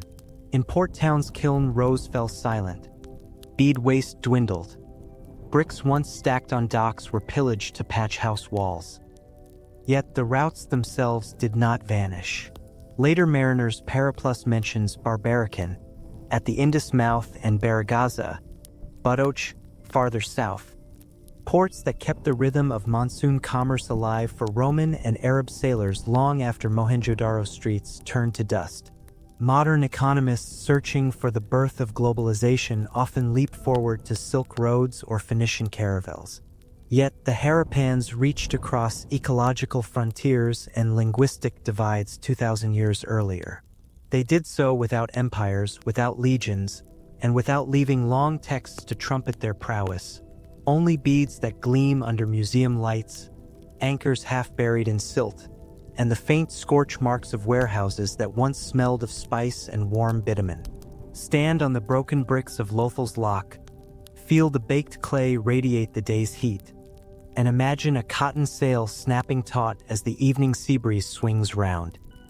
The tide is falling now, but 4,000 years ago a stevedore would have shouted orders, oxen would have strained at harness, and amphor-shaped jars would have clinked gently in the hull below. Somewhere beyond the horizon another port waited, with scales already balanced, seal clay already kneaded, and a clerk ready to press a unicorn stamp into fresh mud. That expectation that a stranger's measures would match your own was the invisible keel on which the world's first global economy rode the monsoon winds. Stand at the foot of Mohenjo-daro citadel and raise your eyes up the slope of baked brick terraces. You will find no looming statue of a monarch, no stairway flanked by carved lions, no relief announcing conquests in distant lands. Instead, the summit offers modest rectangles of brick, a granary whose ventilated floors once cradled barley, a pillared hall where pillars, now stumps, hint at meetings or ritual gatherings, and the great bath, a sunken pool big enough for a crowd but too plain for a royal spa. Everywhere, the architecture speaks in the plural. Across the Indus realm, from Harappa's twin mounds to Dhalavira's salt-blown walls, the pattern repeats. Excavators uncover streets in strict grids, drainage mains beneath every lane, wells in nearly every courtyard, but they do not uncover palaces. At Ur in Mesopotamia, Sir Leonard Woolley could trace the ornate residence of King Shulgi by lapis and gold. At Thebes, Egyptologists map labyrinths of throne rooms and triumphal courts. In the Indus cities, no chamber differs enough from its neighbors to declare, "Here lived the ruler." Domestic blocks vary, of course. Some boast 2 stories and broad courtyards. Others squeeze 4 rooms around a cramped well. But all obey the same construction code. Bricks follow the universal 4:1 ratio. Walls rise to similar heights. Every home, even the humblest, links to the covered drain running beneath the street. Drain width may taper from the main sewer to a house outflow, yet the connection exists for each doorway. In Mohenjo-daro's so-called DK area, one humble dwelling, barely 30 square meters, still contains a latrine with a sloped chute of fine brick technology that palace quarters in contemporary Mari did not grant commoners. Nor do graveyards reveal golden elites. At cemetery R37 outside Harappa, burials lie in orderly rows, their goods limited to a handful of shell bangles, a copper mirror, perhaps a necklace of steatite beads. Child and elder, male and female. The offerings differ in detail, not magnitude. There is no richest tomb, no dazzling trove comparable to Tutankhamun's mask or Puebiai's diadem. Indeed, one of the grandest Harappan graves known. A wooden coffin outlined in burnt clay tire marks contained ordinary pottery and a pair of jasper beads. Whatever social differences existed, they were not proclaimed in death. The largest built forms serve communal functions. Granaries appear on elevated plinths, their air channels and partition walls designed to keep grain fresh, not to impress ambassadors. The Great Bath, lined with bitumen and accessed by symmetrical stairs, invited groups to immerse, perhaps for ritual cleansing. Its brick skirt shows benches where spectators gathered. At Dalavira, a rain catchment stadium surrounded by tiered seating could hold half the town's citizens to watch water slowly fill during the monsoon. A civic spectacle, not a royal one. In the lower towns, pillared halls of equal-sided bays open onto main streets. Their stone column bases are modest discs, not the lotus capitals of pharaonic halls. Yet the spacing suggests large gatherings for councils, markets, or festivals. One such hall at Mohenjo-daro measures 30 by 23 meters. Too big for a single household, too plain for a throne room. Thousands of stamped seals circulate, yet none depict a human enthroned. The animal motifs, unicorn, hump bull, rhinoceros, elephant, dominate, and even the rare human figure sits cross-legged in yogic poise rather than regal command. If a king existed, he left no face behind. The undeciphered inscription lines might proclaim names or offices, but the iconography sidesteps personal glory. Citadels ring many cities, leading earlier archaeologists to imagine fortresses. Yet their bricks bear no scorch of siege, no arrow slits, no murder holes. Instead, the walls often double as flood embankments. In Dalavira, massive sandstone bastions incorporate sluice chambers to divert torrential runoff, a hydrological device, not a battlement. Weapons, too, are scarce. A copper spearhead here, a bronze arrowhead there. More abundant are fishhooks, plowshares, and short saw blades. If armies mustered, their footprint is faint. How, then, was order maintained? One school of thought envisions elected councils, elders of each district gathering in the pillared halls. Another proposes federations of merchant guilds, their interests aligned through the standard weight system and common seal usage. A minority suggests priest engineers who balanced cosmology and hydraulics rather than taxes and tribute. Whatever the structure, the archaeological fingerprint is diffused rather than concentrated.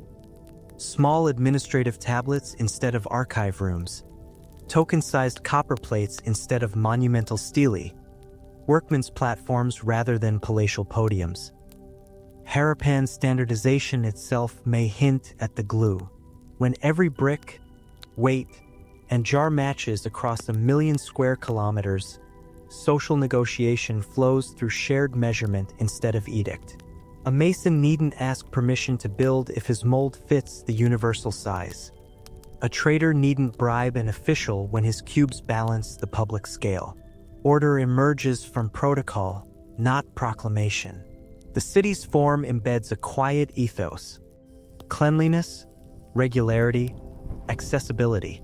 Covered sewers hide waste from sight. Wells at every block at arm's reach.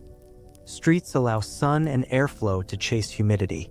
Architecture locates dignity in daily habits, not in towering monuments. A citizen's pride likely rested in the reliability of tap blocks beneath his sandal, the cool water drawn from a street well, the secure knowledge that his grain would survive a flood season in the public granary. Art, too, reflects restraint. Terracotta figurines of women with elaborate coiffures appear by the basketful, yet none bears a diadem. Bronze sculptures, like the famed Dancing Girl, display youthful confidence but no courtly regalia. Painted pottery repeats simple black-on-red motifs. Fish, leaves, intersecting circles, without narrative panels praising dynastic exploits. Egalitarian need not mean classless.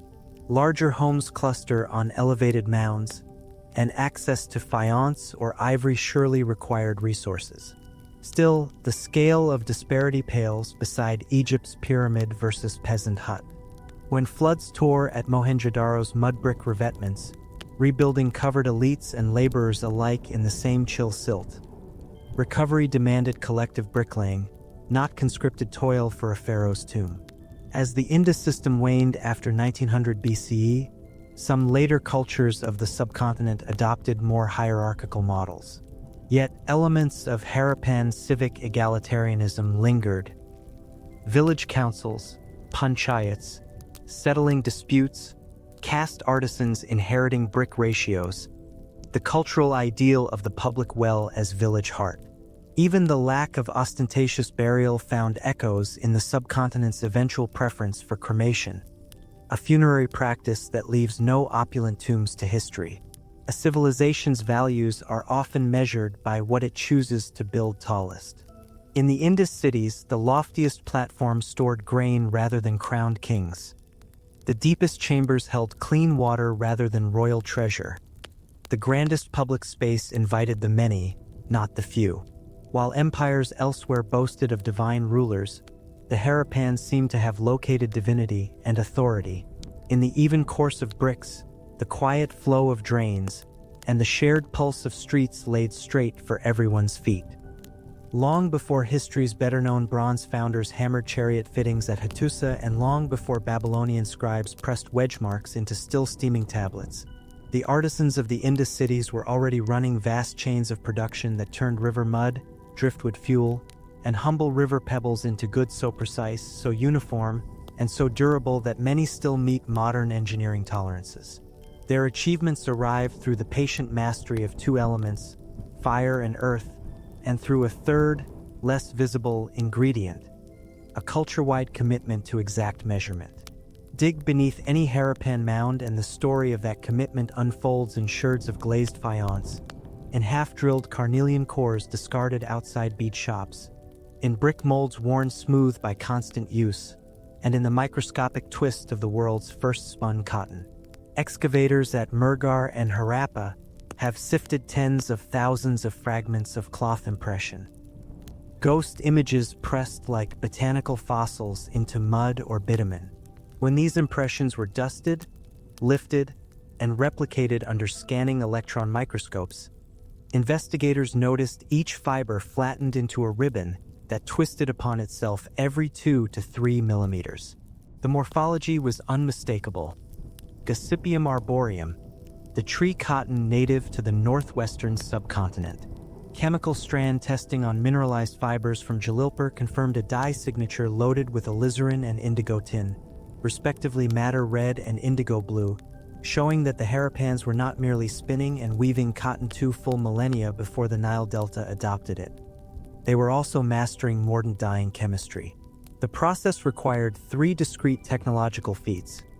First, cultivation of cotton bushes in raised field tracts away from monsoon flood pulses. Second, ginning and carding to clear the stubborn seed. Third, continuous spinning on whirl-weighted drop spindles that archaeologists find by the hundreds, each pierced clay disc calibrated for circumference, mass, and balance. The uniform weight of those spindle whorls, frequently clustering around 12, 18, or 24 grams, points to systematic experimentation in yarn count. A lighter whorl spins faster and twists finer thread. Heavier whorls maintain momentum for thicker plies used in sailcloth. Skeletal remains of looms are rare, but paired rows of ceramic loom weights in situ suggest vertical warp-weighted frames tall enough to weave cloth pieces wider than the typical Egyptian linen bandage. Loom weight perforation diameters vary by only fractions of a millimeter, a precision that kept warp tension even across the width and speaks to standardized production kits distributed across cities. In Mesopotamia, the finished product arrived in bales bound by reed rope and tagged with Indus seals. Cuneiform inventories from Lagash equate this tree wool with the cost of silver by the minas. One late early dynastic text lists separate price points for raw cotton fiber, ginned cotton, yarn hanks, and finished cloth, implying Harappan merchants sold semi-processed goods for foreign reweaving as well as luxury ready-wear. A scrap of charred cotton retrieved at the Royal Cemetery at Ur carries a twill count of 32 picks per centimeter, a density modern textile engineers still classify as fine shirting. The step from native copper to true tin bronze represented more than an incremental metallurgical tweak. It required knowledge of distant or sources, transport logistics, controlled atmosphere furnaces, and something close to empirical recipe keeping. Ore and slag analyses tell the story. Copper nodules from Baluchistan's highlands, tin from the cassiterite veins of the Afghan Badakhshan or from Omani al-Hajar, lead silver impurities hinting at mixed smelting campaigns, and trace arsenic that metallurgists deliberately bled off through repeated oxidizing pores. At Lothal, archaeologists uncovered a metallurgical park. Smelting furnaces shaped like truncated beehives, tuyer fragments for preheated bellows air, and double-mouthed crucibles. These crucibles are the Harappan metallurgist's signature. A standard one fits in the palm, its twin spouts allowing founders to decant slag, silicate-laden, less dense, through the higher lip while tapping the bronze through the lower. Inductively coupled plasma mass spectrometry on crucible slag beads shows near-eutectic bronze percentages of 9 to 11% tin, the sweet spot for balancing hardness and castability. Crucible capacity is standardized too. Internal volume clusters around 1 Harappan cubic weight, roughly 1.73 liters of molten metal, matching the Indus obsession with modular measurement. In practice, smiths could line crucibles in a furnace like muffin tins, each delivering a single ingot sized for subsequent tool casting molds. Recovered molds include bivalve stone matrices for saws with offset teeth and reentrant gullets, composite clay molds for fishtail chisels, and section molds for double-ribbed spearheads. Reheated tools show differential tempering. Edges quenched in brine to 450 to 500 Vickers hardness. Spines allowed to cool slower for resilience. Some blades bear microstriations from leather strop polishing charged with fine quartz, an abrasive equal to 3000 modern grit. The bronze chain required charcoal of consistent carbon content. Wood charcoal samples from Calibangan show high acacia content, a dense hardwood producing steady 950 degrees Celsius burn temps with minimal resin flare, exactly the profile for bronze furnace feed. From this, we glimpse a secondary technology. Planned coppice groves outside city walls feeding kiln and furnace networks on a renewable cycle. No Harappan artifact better demonstrates their instinct for precise, transferable technology than the chert cuboids arrayed in binaries. The base, 13.63 G, is thought to rest on a seed weight, 1 dried Abris precatorius radi, multiplied by 8. Graduate this through powers of 2 and a single merchant can build any integer weight up to several kilos using combination. The shaping process starts with blanking chunks from banded chert cores using copper chisels and deer antler billets. Craft debris in weight workshops amounts to less than 7% material loss, implying near-perfect planning of cleavage planes. Faces are planed on ground silica plates, then lapped with hematite powder until opposing planes read flat to better than 0.1 millimeters. Balance arms for these weights were bronze or hardwood, but the pivotal advance was the jeweled pivot, a trapezoidal crystal drop seated in a drilled socket, lubricated by castor oil. Balance stands found at Harappa have knife-edged fulcrums hardened to resist wear. When traders reached Sumer, they carried not the heavy stands but a miniature pocket balance, an L-shaped arm that folded into a tube, as evidenced from a copper folding balance found at Tel Asmar with an Indus inscription. The transferability of measurement goods could be pre-packed in uniform modules. Oil in jars that weigh exactly 64, 128, or 256 units when full. Bead packets bundled by count but verified by cubic mass. Ghee in sealed dishes that stack snugly because each diameter stepped by 3 centimeters increments. Packaging was itself a technology. Coopered wooden barrels bound with bronze hoops have left rust-stained negative impressions at suckage and door, each dimension to contain an eighth or a quarter of a capacity unit. Historians label the Harappan dry volume. Perhaps nowhere else in the ancient world did artisans push the limits of human dexterity as in the Indus bead shops. At Mohenjo-daro's Mound 2, an entire artisanal quarter emerged from the silt. Brick platforms supporting foot treadle double drills, grit slurry pits for cooling chert drill bits, and bins of raw agate, jasper, and banded onyx sorted by hue. The piece de resistance is the long barrel carnelian bead. Some reach lengths of 11 centimeters with bore diameters under 1.5 millimeters deviating end-to-end by less than 0.2 millimeters. Replicating such a bore today with steel micromotor bits and diamond slurry still sees failure rates above 40%. The Harappans produced these routinely. X-ray microtomography of breakage points in unfinished beads shows the drill advanced from both ends until holes met, guided by scribe lines and copper wire feelers.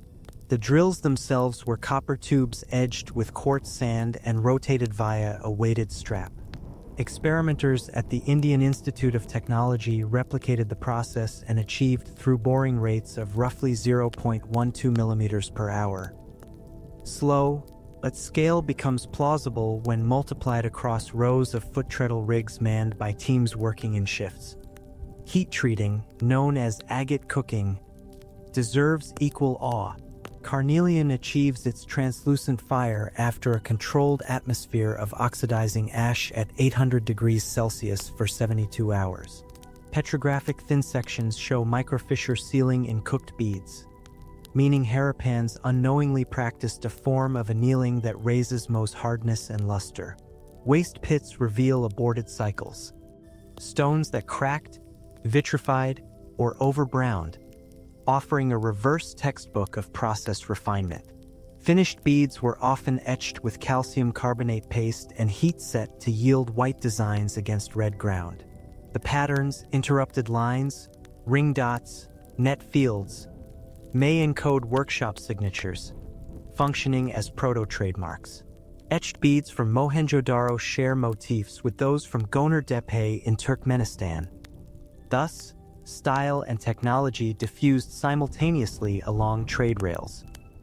Harappan kilns were not casual bonfires but engineered structures observing principles of draft, counterflow, and staged atmosphere. At Kalibangan, pit kilns appear for utilitarian wares, but every major city sports at least one updraft clamp kiln. A double-chambered beehive with flues that carry flame under a perforated floor before venting upward through the stacked load. Each of these kilns can fire 1,500 vessels per charge at peak temperature profiles of 950 to 1,100 degrees Celsius. The potter's control of atmosphere is visible on black on red where surfaces. Red body from iron oxide under oxidative phase. Black slip from carbon pulled into the semi-vitrified surface during a final reduction stage. Experimental archaeology has reproduced the signature two-tone by closing kiln dampers at full heat, then injecting green tamarind leaves which char and release carbon monoxide. The potter counted heartbeats, perhaps guided by vent color changes, before reopening dampers to freeze the carbon layer in place. Beyond decorative effect, Harappan potters engineered function. Sprinkler jars have micro-perforated neck inserts allowing a fine stream. Their walls taper inwards so surface tension breaks droplets evenly. Dish-on-stand plates served as both lids and serving trays and plug perfectly into the mouth diameters of globular storage jars, forming airtight seals when weighted, an ancient Tupperware system. Spectrometric analysis shows glazes doped with small amounts of lead oxide and quartz. At Dalavira, the discovery of a partial kiln stump lined with pale green glassy slag hints at experiments with fully vitrified stoneware centuries before the Chinese perfected porcelain. The intermediate was the stoneware bangle, a highly vitrified clay silica composite fired beyond 1,200 degrees Celsius. Bangles found at Mohenjo-daro bear uniform thickness and open diameters sized to multiples of 2 centimeters, reinforcing again the culture of measurement. Kiln fuel planning was integral. Charcoal pits outside Harappa show alternating layers of acacia, prosopis, and cow dung, stacked in beehive domes and fired from the top. An efficient, slow burn that carbonized hardwood logs whole. Isotope signatures on kiln charcoal match woodland edges 15 kilometers northeast, betraying a managed coppice cycle feeding the potter's appetite. Faience, known to Egypt as Djenet and to Mesopotamia as Holu, appears in the Indus 2 centuries earlier than its Nile counterpart. In Mohenjo-daro's DKG area, faience pellets, unfired cores, and glazing vats surfaced beneath workshop floors, giving the first complete chain. Quartz sand ground to silta paste, mixed with lime, plant ash rich in sodium, and copper filings for colorant. The mixture was hand-molded over chalky cores. As firing progressed, an electrolyte migration forced alkali and silica outward to vitrify as surface glaze. Some Indus faience pieces push the envelope. Blue-green glaze is standard, but a handful show manganese black, copper red, or even a deep cobalt blue that implies import of cobalt minerals from Iran. One tiny faience rhino figurine underwent polychrome firing. A blue body glaze, white slip horns, and black manganese eyes, each demanding different thermal curves. Firing such an object required stage temperature ramps and selective shielding, the Bronze Age equivalent of zone firing in modern kilns. There is also tantalizing evidence for primary glass. Shards of lemon-yellow translucent material were identified at Harappa. Chemical assay shows flux levels higher than faience, bridging towards silica-rich glass around 1,200 degrees Celsius. Whether this represents deliberate glassmaking or slag from faience overfiring is still under debate. But if deliberate, the Harappans would predate Syrian glass by several centuries. Every discussion of Harappan technology must return to brick. The 4:2:1 ratio, evident in more than 30 sites, was not aesthetic whim. It optimized bonding patterns that alternate headers and stretchers, ensuring walls locked under vertical load. The ratio also minimized cutting waste when bricks were turned to form arches or corbel drains. Experiments demonstrate that 4:1 bricks stacked in English bond resist lateral seismic shear better than random rubble, an advantage along flood-prone, earthquake-touched plains. Brick molds themselves were standardized. Wooden box molds uncovered at Rakagari measure internal dimensions of 28 by 14 by 7 centimeters and 24 by 12 by 6 centimeters, the two dominant modules. Each mold carries a carved groove on one interior side, a quick gauge for checking clay compressive force. If the maker's thumbprint bridged the groove, the brick was deemed fully packed. A brickmaker relocating between cities could fit right back into production with his personal mold, ensuring continuity of supply for massive civic projects. Dams, reservoirs, platforms, undertaken simultaneously across disparate locales. Indus craftsmen were equally at ease with organic materials requiring entirely different toolkits. Shellworking centered on Turbinella pyrum conch dredged in the Gulf of Kutch. Shell cut with bow saws employing corundum grit produced bangles whose internal diameters cluster at sashes of 5 mm increments, another sign of mass retail size to demographics. Ivory, harder than bone, demanded arsenical bronze gravers. Ivory strips inlaid into wooden combs show lathe scoring, meaning rotary tools powered by bowstrings or flywheels. Bone points found at Murgar bear spiral grooves. Experimental replication proved these grooves hold spun thread for fishing line attachment. The points are case-hardened by soaking in oil and baking beside embers, a nitriding process raising surface hardness much like case-hardened steel. None of these crafts existed in isolation.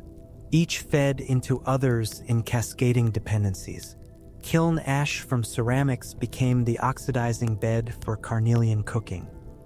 Copper scrap from tool casting joined alkali flux as colorant in faience. Charcoal left from metallurgical runs, rich in potash, fertilized cotton fields. The modular weight system ensured that cloth widths matched bead strand lengths, matched jar neck diameters, matched brick course multiples. A single integrated industrial design language. The flow of raw materials, lapis from Afghanistan, tin from Oman, cobalt from eastern Iran, depended on the seaborne and caravan trade networks described earlier. In turn, the predictability of finished product sizes and weights made loading math for caravans simple. An ox cart built to a 3,200 unit carrying capacity could be filled with exactly 5064 unit jars, or 8 400 unit copper ingots, in seconds. When archaeologists reconstructed a hypothetical riverboat cargo manifest using Indus packaging standards, they found the load balanced almost ideally around the boat's center of buoyancy, pointing to empirical, generational learning baked into everyday logistics. When climate shifts weakened river flows and Indus cities faded, their technologies endured along quieter pathways. The binary weight harmony reemerged in the punch-marked coins of the Mauryans, whose weight multiples still echo 13.6 G base units. Cotton's global migration can be followed in archaeobotanical microfossils from Dilmun to Egypt to Nubia. Faience glazing leapt to Egypt by the Middle Kingdom. Stoneware bangle recipes resurfaced in Gupta vat dyes. Even the standardized brick ratio appeared in early Islamic Sind forts a millennium and a half later. Modern artisans in Sind still refer to their most precise reed pens as Harappa Kalam, a folk memory, perhaps fictional, yet curiously apartment. The Harappans left no carved boast nor engraved manual, but the burnt layers of kiln floors, the ghostly imprints of cotton on broken pottery, and the echo-straight bore of a bead hardly thicker than a matchstick together shout a quiet thesis. That unsung craftspeople, working by rules of thumb and rules of seed weight, can push technology as far as grand empires with trumpet fanfares. To walk through the workshops of Mohenjo-daro in the mind's eye is to smell resiny kiln smoke, to hear bronze chisels rasp shell, to feel the pulse of foot treadles drilling quartz under a slurry of river sand, and to perceive, perhaps more clearly than any pile of royal rubble could show, that the genius of the Indus lay not in single monuments but in standardized excellence. Millions upon millions of actions repeated with nearly mathematical fidelity until mud became stoneware and local skill became a transcontinental industrial system 4,000 years ahead of its time. Long before planners in the Mediterranean or China first attempted to wrangle earth and sky into predictable patterns, the Harappans lived inside a pact they forged with a volatile environment. An agreement that their fields, their streets, even their rituals would rise and fall with the pulse of water moving through the Indus Basin. The very geography on which they built, an immense alluvial stage fanned out beneath Himalayan glaciers, was created by mercurial forces. Every summer, clouds driven northward by the southwest monsoon hurled sheets of rain onto those mountains, melting ice, thickening rivers, and loading them with Himalayan rock powder ground to the consistency of talc. The slurry spread across the plains in slow-moving sheets, renewing soil while, at irregular intervals, obliterating everything in its path. This marriage of fertility and risk was so absolute that survival depended on reading its smallest gestures, and the Harappans answered with a suite of practices whose sophistication still astonishes archaeologists peering into cores of mud and pollen. They found ways to keep cities and farms breathing, not in spite of the flood pulse and the dry season that followed, but in synchrony with them, turning ecological volatility into a dependable metronome for work, worship, and trade. Agriculture anchored that choreography, and it did so by splitting the year into two contrasting but complementary campaigns. When the monsoon arrived between June and September, farmers close to active river channels planted short-cycle wet-season crops: sesame, field mung, dwarf rice in shallow polders, and cotton whose taproots thrived in freshly deposited silt. These species germinated fast, drank prodigiously, and ripened just as the floodwaters withdrew. In the long, cool shadow that followed, cultivators shifted to winter staples: six-row barley, hardy wheat landraces, and lentils, making intelligent use of the soil moisture banked below cracking crusts. Archaeobotanical samples retrieved from rubbish heaps outside Rakhigarhi show how sharply people pivoted with the seasons. Charred capsules of sesame dominate the char layers that coincide with fresh flood silt, while barley glooms crowd levels dated to the austere January hearths. By multiplying physiological strategies, crops tolerant of saturation next to those demanding only residual damp, the Harappans ensured themselves against the extreme moods of the monsoon. If early rains proved fickle or late floods scoured the lowlands, barley in the high fields and cotton on elevated terraces still filled granary bins, and a hungry year became merely a lean one. The layout of the farms themselves deepened that insurance. Instead of carving the land into rectangles imposed by surveying chains, growers traced the wandering contours left behind by retreating flood creeks. Low earthen levees, still visible today as ghostly soil lines beneath dry wheat stubble, followed serpentine swales so precisely that they looked drawn by the river rather than by human hand. When high water returned, those levees slowed the surge into ponds of quiet liquid that let heavy silt settle before clean water seeped through bund breaches into furrows. Villagers patched the levee crowns each spring with sun-dried clay blocks stamped in wooden molds, the same 4:2:1 brick ratio that masons used in citadel walls, creating a continuous technological language that bound city and country. In seasons of excess rain, levees deliberately overtopped at selected weak points, steering torrents away from fields and into sacrificial marshlands where lotus and wild rice thrived, preserving the more valuable plots behind. Water, of course, was more than a liquid reward for farmers. It was the element that dictated urban survival. Nowhere is that clearer than on the arid salt island of Kadir Bet, where the city of Dalavira rose between salt deserts and monsoon ridges. Here, engineers turned an absence of perennial rivers into a hydrological masterclass. They quarried 9 massive rock-cut reservoirs, each one the size of a football field. Their walls polished subvertical so minimal surface area evaporated to the desert wind. Feeder channels, lined with stone slabs dovetailed like puzzle pieces, funneled runoff from every slope, including the citadel walls themselves, into the waiting tanks. The largest basin alone could trap well over 100,000 cubic meters, enough to provision citizens, livestock, and gardens through 3 consecutive monsoon failures. Sediment traps built at each inlet acted as mechanical kidneys. When stormwater raced down the catchment, the first surge, loaded with grit, slowed in side chambers where clay settled harmlessly. Only clarified water advanced to fill the main pool, preserving capacity year after year without dredging.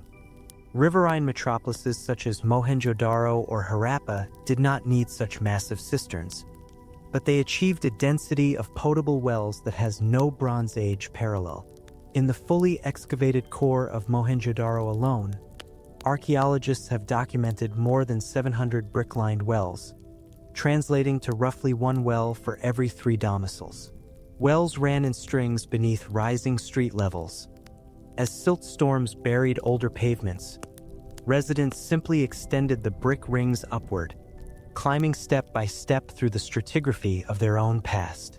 The bricks themselves, wedge-shaped and set in spiraling courses, pressed outward against the earth, resisting collapse even when high-energy floods gnawed at their base. Household wells fed small internal cisterns, brick tubs clad in lime mortar, so each family drew 24 hours of water in one morning lift, letting the shaft rest and recharge instead of courting saline intrusion through constant pumping. What flowed into kitchens never mingled with what left latrines, because the Harappans practiced a strict, almost ritual separation of gray water from black water.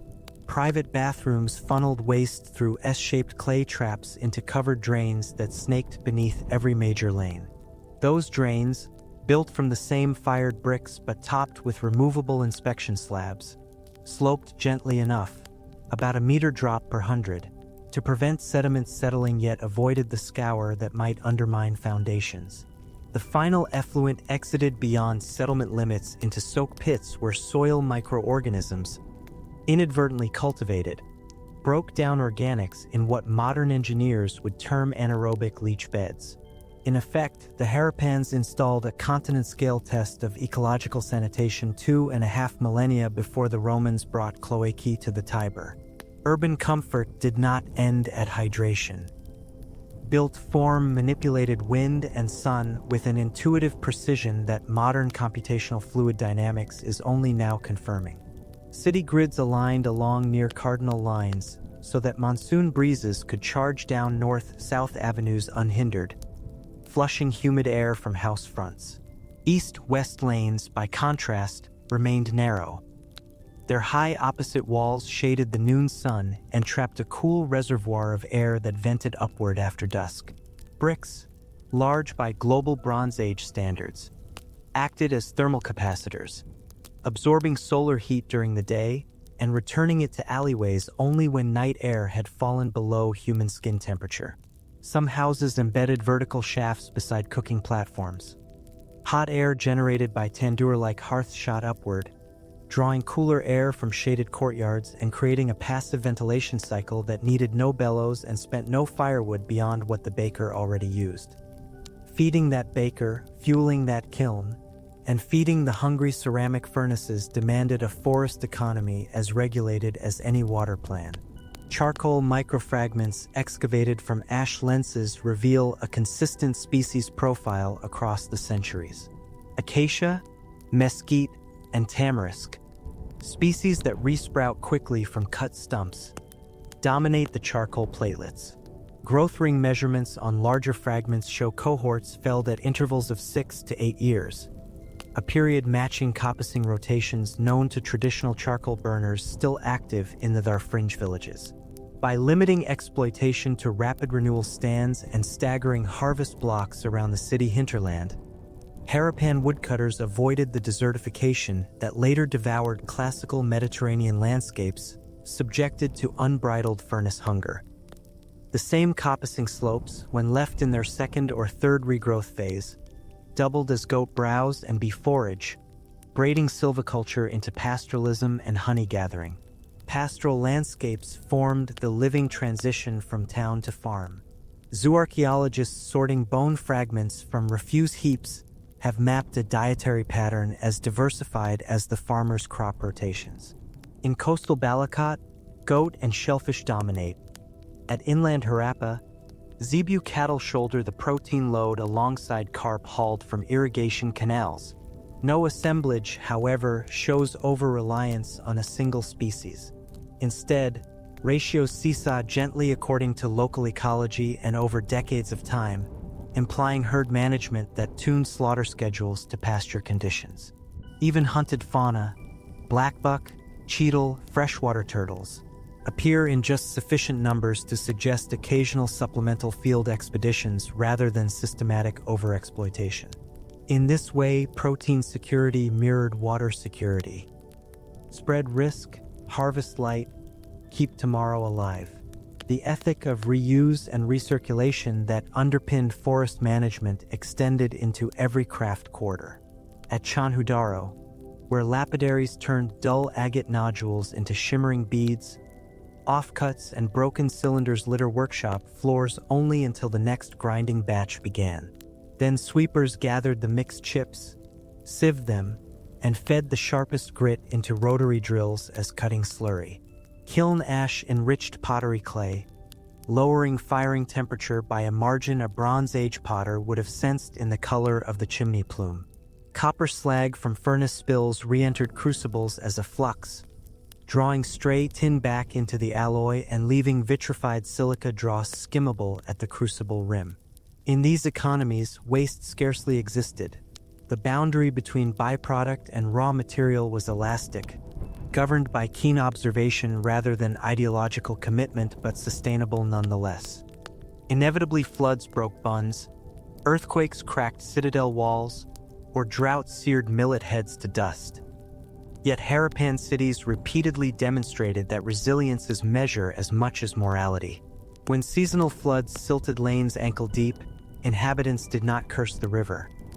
They shoveled mud into baskets, packed it against house walls as fresh plaster, and raised the street bed by the thickness of a brick before relaying their drains on the new datum.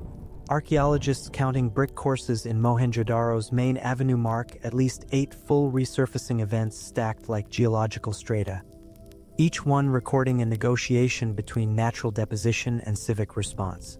Citadel platforms evolved similarly.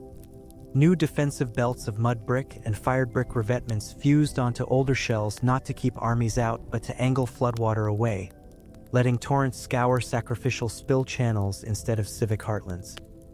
The very impermanence of mud architecture became a strategic advantage. While Egyptian stone temples resisted the Nile only to be undermined by cumulative silt at their bases, Harappan public works flexed, slumped, and renewed like living tissues. Yet ecological harmony is never a static state.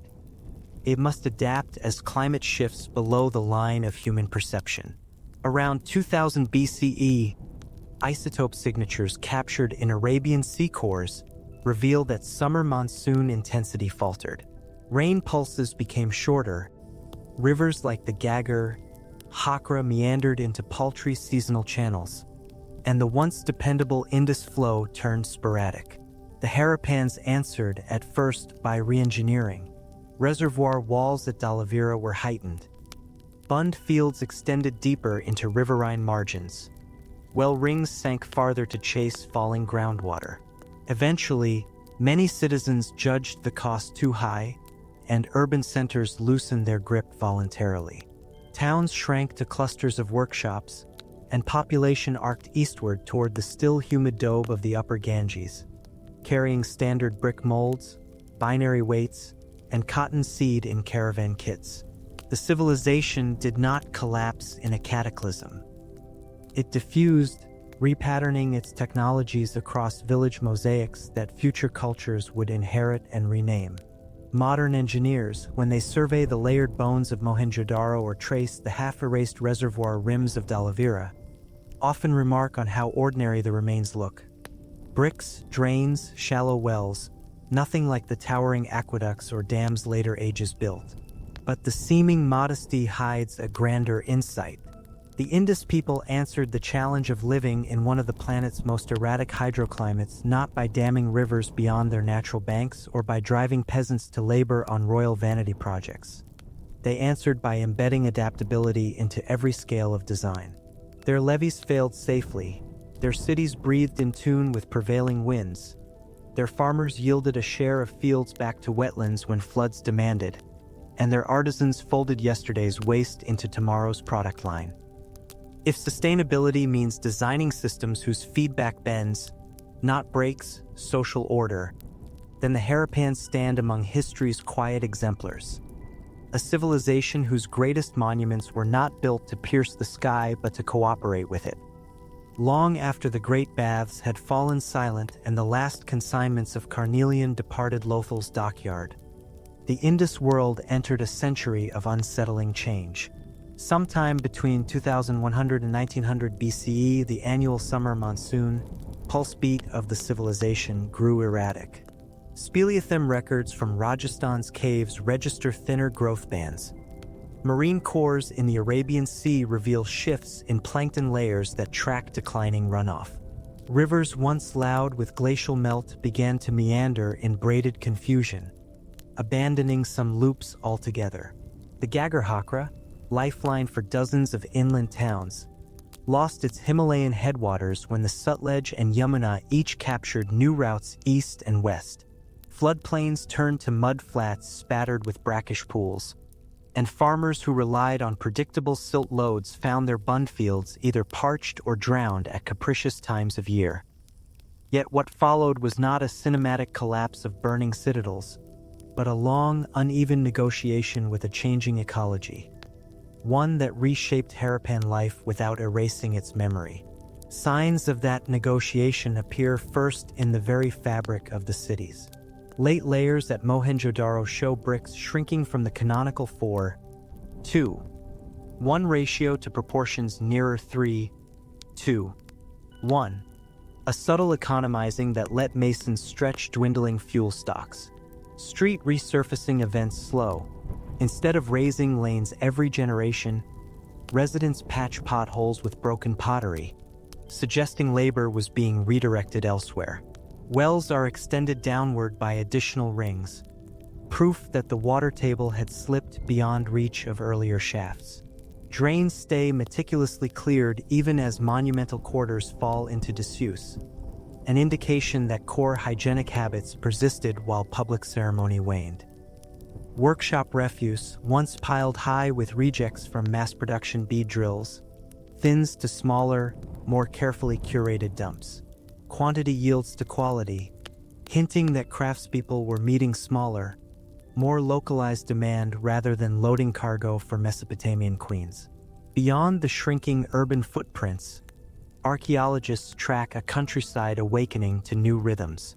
On the once arid fringes of Gujarat, freshwater mollusk shells and pollen spectra point to farmers pioneering rain-fed millets and pulses where irrigation channels could no longer be guaranteed. In Sindh, shovel tests cut through dune fields reveal low walls of loose stone surrounding pits where dew captured overnight is funneled toward melon vines, a humble technology entirely absent from mature Harappan settlements and seemingly invented to exploit the drier air. Cemetery deposits shift too. In earlier times, bodies lay extended, head north, with a modest set of pottery. Around 1900 BCE, many graves switched to contracted burials or even cremation, accompanied by simplified red-slipped bowls. These changes speak of communities redefining identity markers while still keeping the grammar of standardized ceramics. Trade, once the wide river that fed urban coffers, narrowed into braided tributaries. Monsoon unpredictability made Arabian sea crossings hazardous, and the absence of Akkadian and UR3 demand after the fall of Mesopotamia's empire shrank the market for luxury beads and cotton. Yet coastal reconnaissance surveys show new hamlets springing up where natural harbors could shelter smaller, nimbler vessels. Terracotta net weights, rarely seen in earlier strata, begin littering these shore sites, telling of fishers who turned from long-haul commerce to protein from tidal creeks. At the same time, copper ingots stamped with late Indus motifs surfaced deep into their desert caravan trails, hinting that overland routes pivoted towards Central Asia and the Iranian plateau, destinations less dependent on maritime calendars. The binary weight system travels with them. Chert cubes from late strata match earlier mass standards almost to the gram, a quiet proclamation that trust in measurement outlived trust in distant weather. Migration became another strand in the adaptive weave. In the upper Ganges-Yamuna doab, small villages sporting lingering Harappan brickwork and sherds of late painted gray were appear soon after 1800 BCE. Their layout, wells at the center, mud brick drains running downslope, echoes city habits shrunken to a rural scale. Farther south, along the Nirmada, excavators at sites like Navdatoli find fish scale etched carnelian beads manufactured with the same double drill technique perfected centuries earlier at Mohenjo-daro. These beads, however, lie in houses built of wattle and daub rather than fired brick, showing that artisans carried portable skill kits into landscapes where permanent kills were impractical but taste for precision endured. Linguistic scholars note that Dravidian substrate words for cotton, uru, Rice paddies, knell, and beam balances, toll, appear in later Indo-Aryan languages. Such etymological fossils are cultural migrants, proof that Harappan agronomy and metrology seeped into successor speech communities even as political geographies realigned. While cities emptied, not all knowledge dispersed into anonymity. Dalavira's reservoirs continued to trap seasonal rain. Silting patterns indicate desultory cleaning episodes until at least 1500 BCE.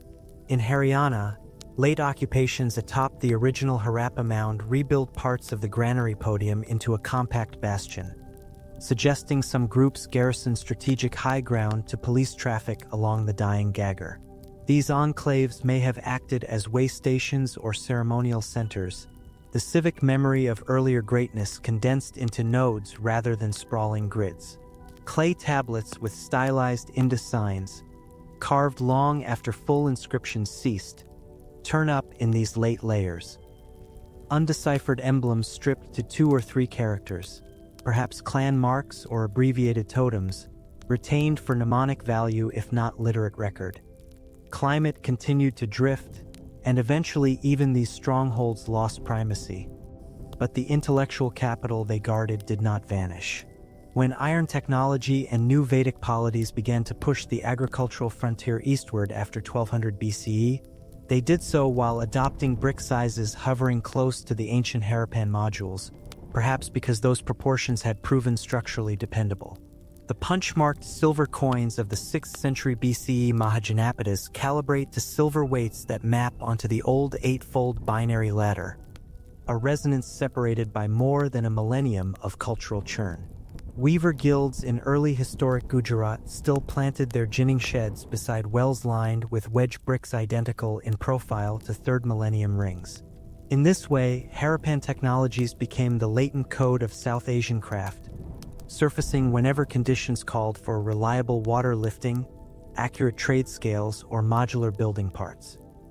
Archaeologists once framed the end of the Indus cities as a vanishing act. Bricks crumbling, drains choked, scripts silenced overnight.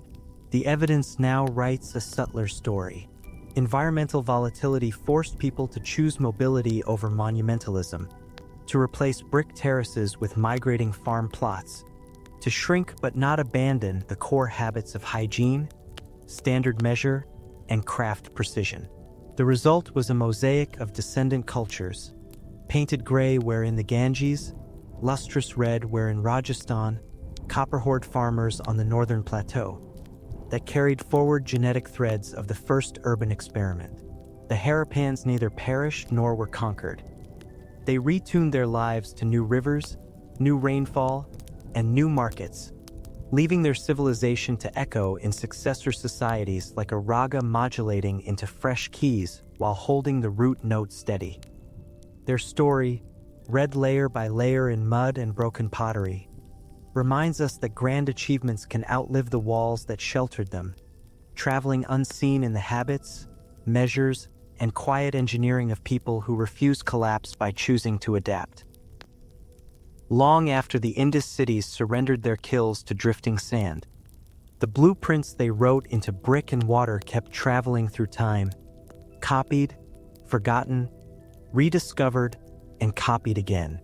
Their influence today stretches far beyond the obvious lineage of rectangular bricks and cotton cloth. It hides in building codes, public health statutes, river treaties, and even the quiet logic behind modern logistics software. To see just how deeply the Harappan template has seeped into contemporary life, and where it still offers untapped answers for the next century's challenges, one must widen the lens from the Indus Basin to the whole arc of South Asia and then outward to the Indian Ocean and the global climate commons. Begin with the everyday act of drawing drinking water. India's Jal Jeevan mission, launched in 2019 and accelerated after 2022, aims to extend functional household taps, Har Ghar Jal, to nearly 200 million rural homes. Engineers designing village supply schemes keep rediscovering that a well density of roughly 1 for every 4 to 6 dwellings minimizes walking distance while maintaining aquifer recharge. These ratios, derived from hydraulics models, match almost exactly the well densities archaeologists mapped in Mohenjo-daro's neighborhoods. When pilot programs in Madhya Pradesh lapsed into over-extraction, the official remedy was not a bigger pipeline from a distant river, but a cluster of small recharge shafts around each hamlet, miniature versions of Dhalavira's step tanks, because dispersed collection and short conveyance paths reduce energy costs and guard against system-wide failure. In effect, the Jal Jeevan engineers have looped back to an Indus practice: water security through micro-redundancy instead of a single heroic structure. The policy realm tells a similar story. India's model building bylaws of 2016, now adopted in varying form by 16 states, mandate that all large plots integrate on-site rainwater harvesting.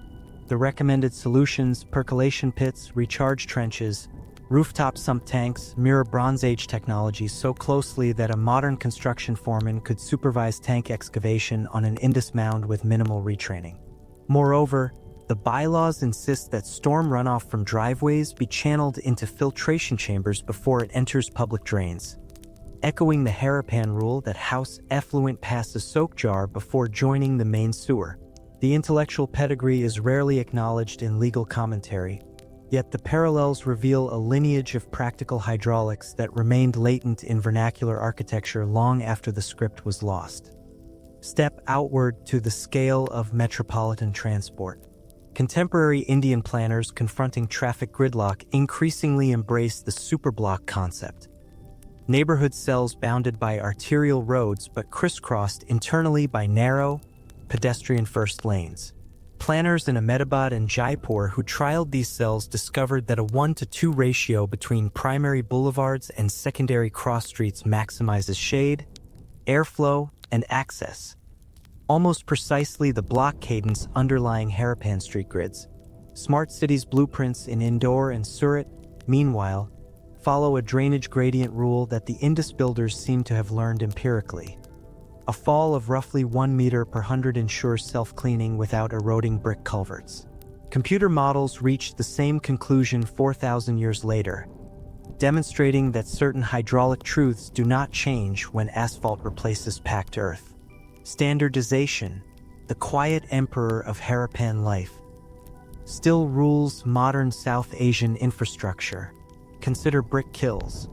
In Bihar, Uttar Pradesh, and Punjab, the dominant mold remains the modular 230 by 110 by 70 mm size, itself a descendant of the colonial Calcutta brick, which in turn was adapted from the older Sirki block line.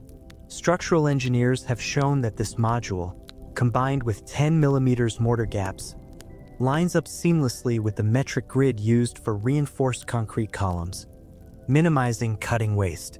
What seldom surfaces in engineering journals is that the 230 by 110 by 70 ratio sits within 2 percentage points of the 4:2:1 Harappan module scaled to centimeters. The Indus brick therefore persists not only in rural cottage kilns but embedded inside IS 1077:1992, the Bureau of Indian Standard Specification for Common Burnt Clay Bricks. Weights and measures tell an even longer story. The ratty seed of 121 G, used across the subcontinent's jewelry trade, derives from the same Abris precatorius seed that likely anchored Indus cubical weights. When the Bureau of Weights and Measures rationalized gemstone trading practice in 1958, it certified carats but left the ratty untouched, acknowledging that jewelers and Ayurvedic pharmacists alike still trust the seed-based standard. Digital precision scales today ship with software options to toggle between grams, carats, and ratty, proof that a Harappan metrological intuition now lives in microcontroller firmware. International commerce has carried the Indus imprint far beyond South Asia's borders. Modern container shipping depends on global interoperability, yet its maritime logic, move high-value, low-bulk goods during favorable wind windows, was born long before steam turbines. When ocean climate modelers simulate carbon-neutral sail-powered freight for the 22nd century, they frequently settle on seasonal departure schedules that align with the southwest and northeast monsoon flips first exploited by Indus merchants sailing to Dilmun. In effect, the Bronze Age calendar is back in play as a viable timetable for decarbonized trade. Financial technology offers another unlikely echo. Blockchain startups building digital twinning. For luxury handicrafts tout unforgeable provenance stamps recorded in distributed ledgers. The Harappan seal, the unicorn, the zebu, the water buffalo framed in a double rule, performed that authentication role with equal elegance, binding buyer and seller across thousands of kilometers without a central notary. Researchers at the Indian Institute of Technology Kanpur are currently digitizing ancient seal iconography into hashed image keys for falsification detection. Their pilot project explicitly cites Indus seals as the earliest example of mass-produced trust tokens, turning a Bronze Age artifact into a model for 21st century supply chains. Environmental governance shows the most urgent relevance. South Asia faces a future of intensified heat waves, cloudburst rains, and glacier-fed river volatility, the very conditions that forced Harappans into adaptive migration. Contemporary river basin treaties, such as the Indus Waters Treaty of 1960, rely on fixed volumetric allocations that struggle to accommodate climate-driven seasonal extremes. Scholars of hydrodiplomacy now point to the Harappan model of flexible water sharing. Multiple city clusters tapping a river by locally managed bund fields rather than a single diversion weir. Future treaties might embed dynamic caps, allocations that rise or fall each decade based on real-time glacier mass, and thus replicate the Indus habit of spreading risk rather than entrenching winners and losers. Agricultural scientists, too, are borrowing from the Bronze Age field notebook. The All-India Coordinated Millet Improvement Project has revived drought-hard crops such as little millet and kodo, both present in Harappan macrobotanical assemblages from Gujarat's arid sites, by pairing these ancient grains with precision drip irrigation. Another technology conceptually foreshadowed by Indus buns. The program aims to shave peak water demand by 40%. Kitchen garden manuals in Tamil Nadu distribute polyculture diagrams almost identical to seed clusters found carboneast in Indus hearths. Alternating rows of pigeon pea for nitrogen fixation, cucumber to shade soil, and sesame to deter pests.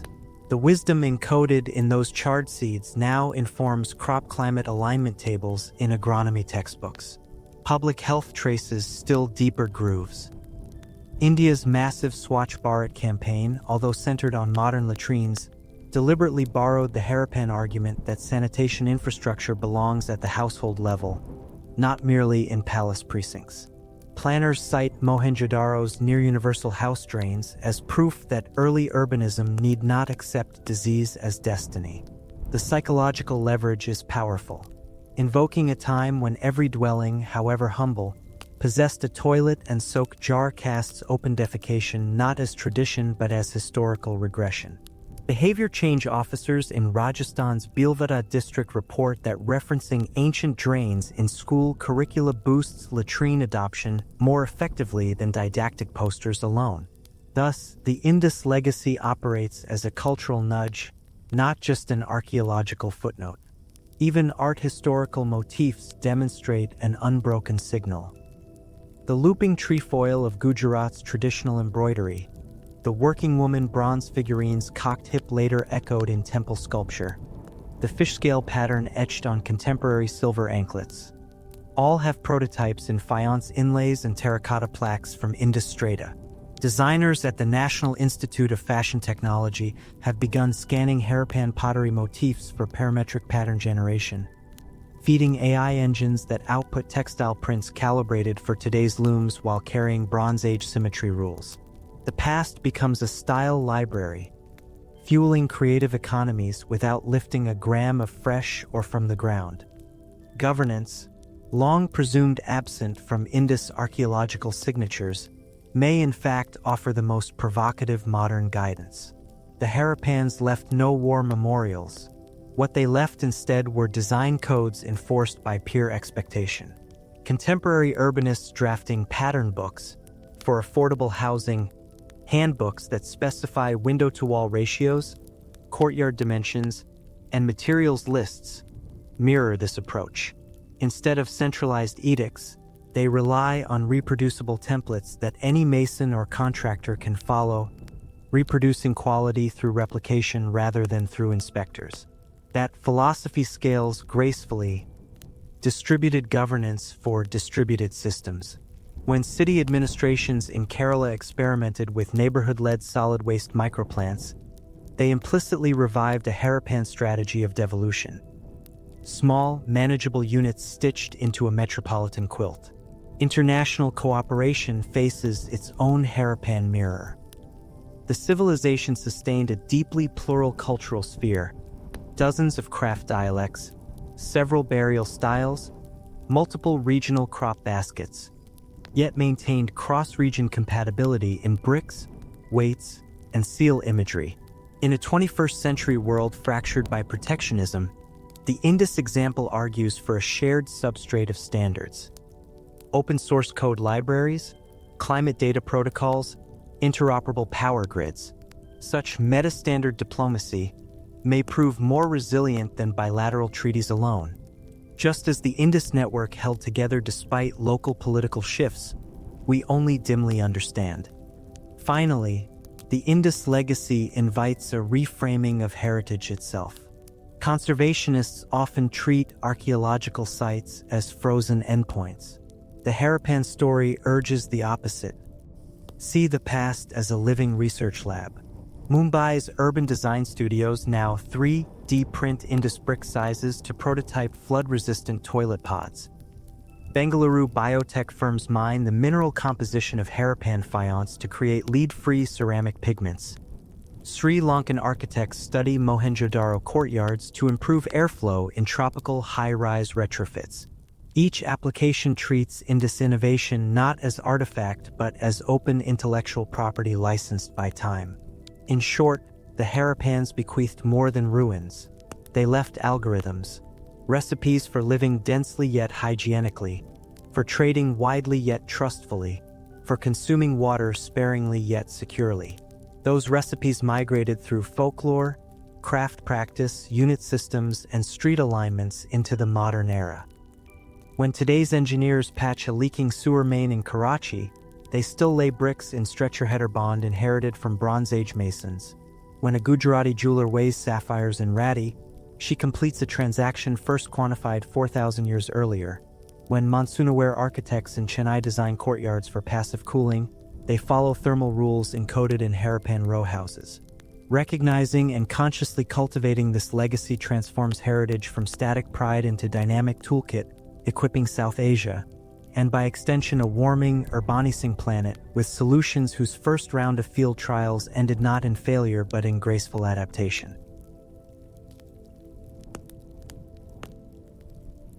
From the moment Sir John Marshall's team lifted the famous horned deity seal from a trench at Mohenjo-daro, scholars have been trying to glimpse the sacred world of a civilization that left no written hymns, no priestly chronicles, and no carved temples to speak its theology aloud. What survives instead are thousands of small clues: engraved seals, terracotta figurines, clay incense cups, stepped ritual tanks, each no bigger than a handspan, yet together hinting at a spiritual landscape as carefully engineered as the urban grid. If the Harappans wrote their scriptures in brick and clay rather than on palm leaf, then iconography is the first chapter, ritual architecture the second, household practice the third, and the echoes through later South Asian religions the unfinished epilogue.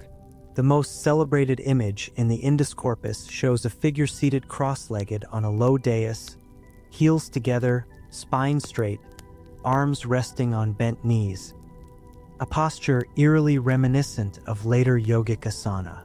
His crown sprouts two curved horns flanking a central plume. Around him prowl an elephant, a rhinoceros, a water buffalo, and beneath the throne a pair of rearing tigers. Early scholars dubbed him Proto-Shiva, pointing to Shiva's later epithets as Pashupati, Lord of Beasts, and to the trident-like motif incised behind the throne. Yet whether this seal depicts a single high god, a shaman in ritual costume, or an abstract emblem of royal authority remains fiercely debated. What is clear is that the horned figure occupies the visual center of dozens of seals, suggesting a pan-Indus symbol recognized from Mohenjo-daro to Rakhigarhi. Equally tantalizing are plaques showing a woman, sometimes nude except for a tiered headdress, standing beneath the arching branches of a peepal tree. In one variant, lustral water appears to pour down the trunk. In another, a worshipper kneels before the tree while capered-headed deities hover overhead. Peepal leaves, still sacred in Hindu and Buddhist tradition, thus carry an antiquity stretching back into the 3rd millennium BCE, and the female figure has been read as a mother goddess linking fertility to vegetation cycles. Alongside these images, archaeologists find palm-sized terracotta fire altars, shallow bowls with fluted rims and central vents blackened by soot. Their portability suggests personal or neighborhood rites rather than state ceremonies. Some excavators think they held smoldering embers for offerings of resin, ghee, or grain, releasing sweet smoke in courtyards or on rooftops at dusk. When mapped across 90 sites, the distribution of these altars clusters in domestic zones, reinforcing the idea that Indus religiosity may have thrived in the intimacy of the household rather than under towering pyramids. Yet domestic piety coexisted with public ritual spaces woven into the city plan. The Great Bath of Mohenjo-daro, 12 meters by 7, sunk to a depth of nearly 3, was built not for swimming but for collective immersion. Its brick floor is caulked with thick patches of bitumen. A brick-lined well fed the pool through a terracotta flange joint, while a corbel drain carried used water away into the city sewer. Flanking galleries could have held participants awaiting their turn or watching commemorative rites. Scholars once imagined the bath reserved for an elite priesthood, but where patterns on the stair treads suggest heavy, repeated use. Whether for seasonal purification, initiation, or civic festival, the Great Bath anchored a water-centered liturgy that joined hygiene, status, and communal identity. Far to the west, Dhalavira's stepped wells extend the theme on a monumental scale. Each reservoir is an inverted ziggurat of sandstone tiers descending to groundwater, and ceremonial staircases widen halfway down, almost inviting processions to pause, chant, and proceed into the still water. The geometry turns access to water into a gradual, performative act. One descends, sheds dust, steps onto a cooled landing, and finally meets the reflective surface below ground and above sky. Even ordinary courtyard houses carried smaller echoes of this choreography. Brick platforms often hosted a rectangular niche with lime-plastered sides, a mini altar equipped with a terracotta incense dish, and sometimes a high-necked pot with ash traces, hinting at small libations. Thus, the Harappan city became a landscape of nested rites. Deep public tanks for large assemblies, stepped wells for neighborhood groups, and private altars for daily offerings. If these features suggest vibrant ritual life, they do so without a single towering temple. Unlike Mesopotamian ziggurats that elevate gods above the city or Egyptian pyramids that proclaim divine kings, the Indus built horizontally. Household figurines, plump females with braided coiffures, cattle with nodding heads, men grasping goats, turn up in every occupation layer, implying a universe where the sacred and domestic blended. No exclusive precinct separates priest from potter. In later Vedic culture, sacrifice relocated to open-air vedi run by specialist Brahmins. In Mesopotamia, temple administrators controlled grain and produce. The Harappans, by contrast, seem to have anchored spiritual authority in community spaces and recurring choreographed acts rather than in hereditary priest-kings. Individual status may have risen from one's role as ritual facilitator, evidenced by the larger houses fronting main streets, perhaps lineages charged with maintaining altars. But these residences lack the hoarded wealth found in royal tombs elsewhere. Ancestral veneration, marked by tidy cemetery rows and consistent burial kits, implies that kin groups preserved memory through modest rites rather than through pyramidal mortuary cults. Thus, Harappan religion looks less like a clergy-run hierarchy and more like a federation of household devotions coordinated by civic water rituals. The Indus pantheon remains speculative, yet several motifs ripple unmistakably into later South Asian iconography. The peepal tree becomes the bodhi under which the Buddha attains enlightenment. The bull, placid zebu of the seals, transmutes into Nandi, Shiva's mount. The yogic posture of the horned lord resurfaces in ascetic imagery from Mauryan yakas to medieval tantric rites. Even the ring-dot fret on painted pots reappears in Gupta temple stonework as a protective border. These echoes do not prove an unbroken doctrinal lineage, but they hint at a cultural reservoir that later religions dipped into when casting their own sacred language. Yet, enormous questions persist. Were there full-time priests tending the Great Bath? Or did lay citizens organize seasonal cleansings? Did the undeciphered script encode hymns, calendars, or liturgical instructions? No Indus astronomical observatory has been confirmed, even though later Hindu ritual time depends on stellar alignments. We lack any definitive cremation cemetery to gauge transitions in funerary ideology. And while fire altars abound, no standardized brick agnikua like those of the Vedic Srauta rite has surfaced. Without texts, scholars rely on pattern recognition, ethnographic analogy, and scientific residue analysis, which sometimes yields surprises, such as traces of cannabis and blue lotus alkaloids in ceramic sieves that might once have strained psychoactive libations.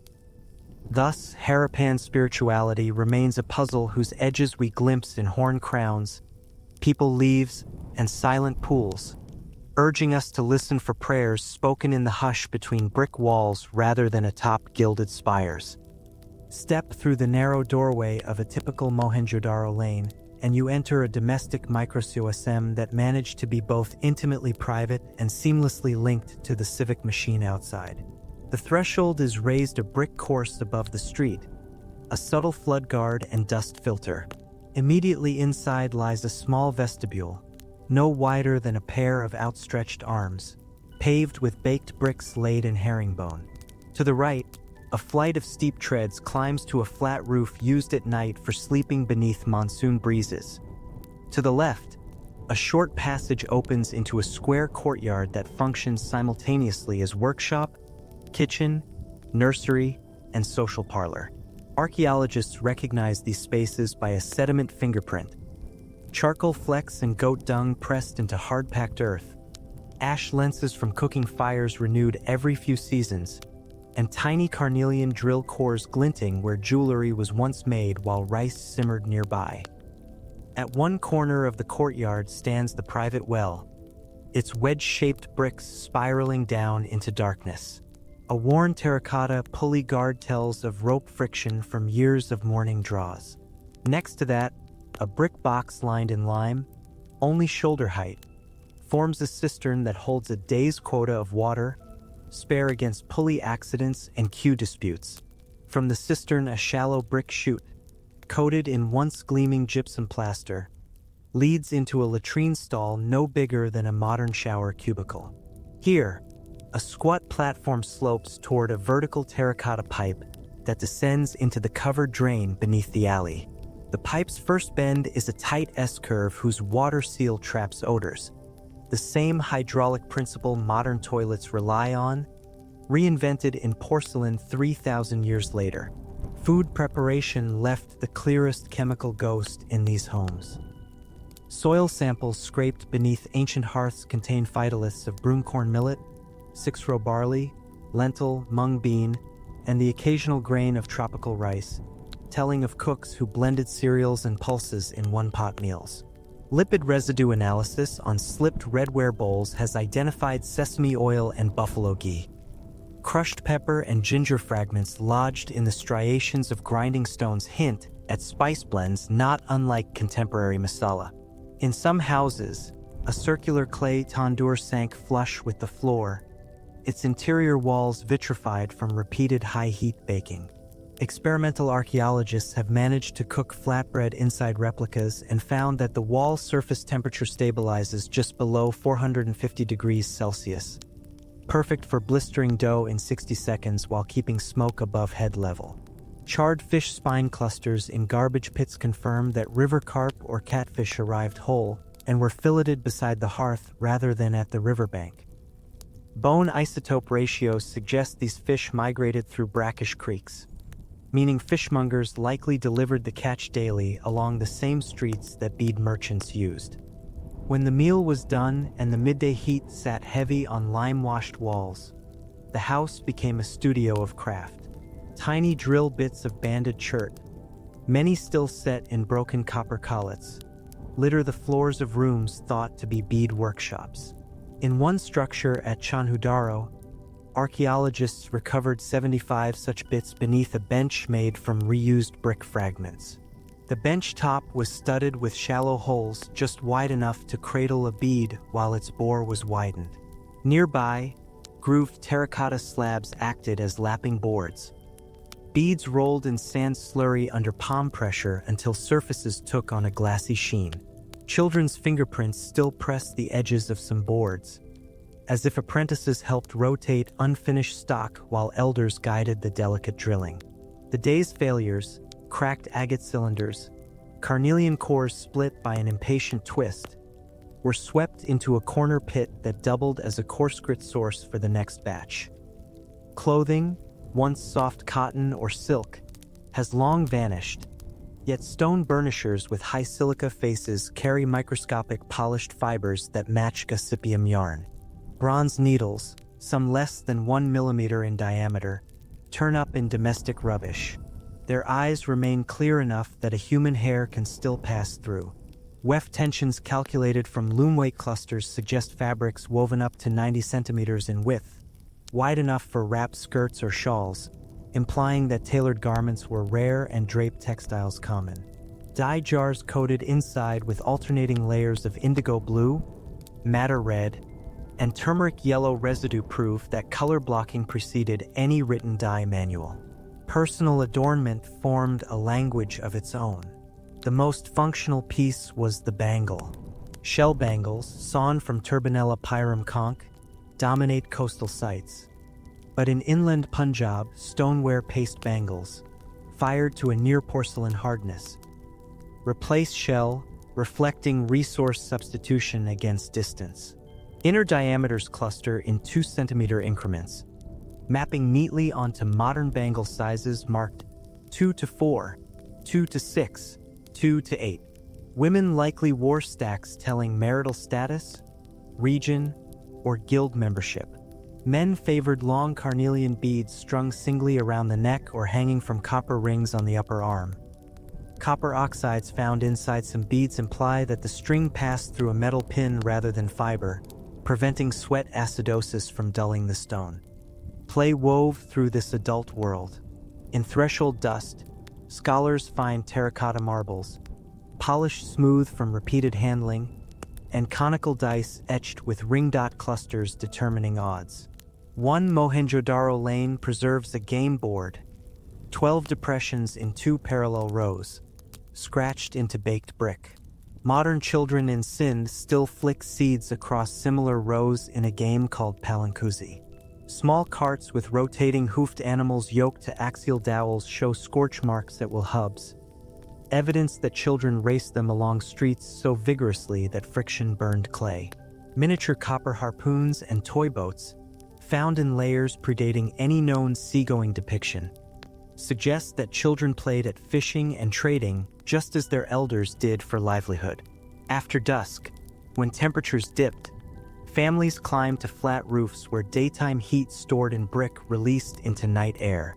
Oil lamps, wheel-made saucers with pinched rims, cast pools of light on reed mats. Some lamps still hold carboniced cotton wicks. Their wells contain sesame oil fatty acids, not animal fats, indicating a vegetarian refinement or economic choice. Storytelling figurines, mother with child, dancer with bangles, bull with driver, may have served as props in oral epics or counting rhymes.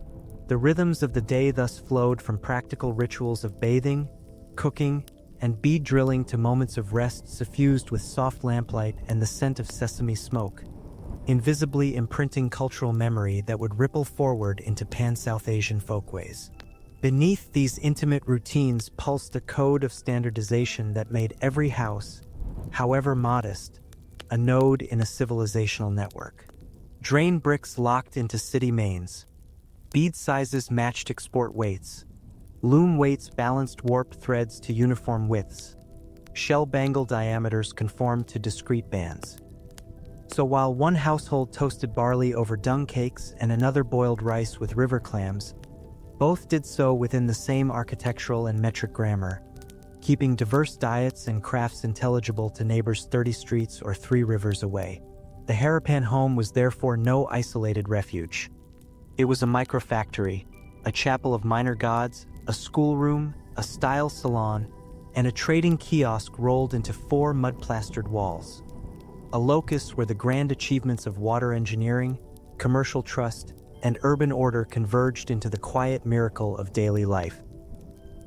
The vast salt flats of Khalistan look empty to the naked eye, but when archaeologists, data scientists fed years of Landsat, Sentinel-2, and declassified Corona spy film into a convolutional neural network pipeline, the algorithm began to trace faint, circular rises no more than 50 centimeters tall.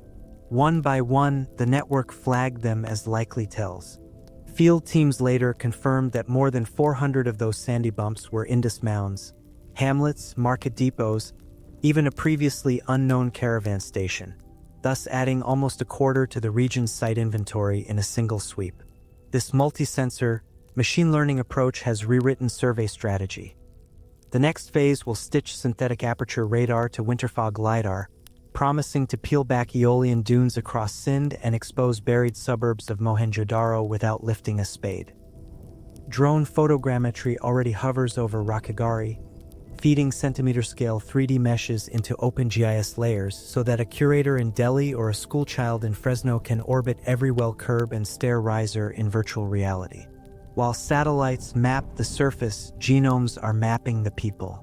In 2019, a team sequenced the skeleton of a young woman buried at Rakhigarhi and recovered the first Harappan genome ever published. Her DNA carried a blend of ancient Iranian-related ancestry and Southeast Asian hunter-gatherer ancestry, but, crucially, none of the steppe ancestry that would sweep into northern India a millennium later.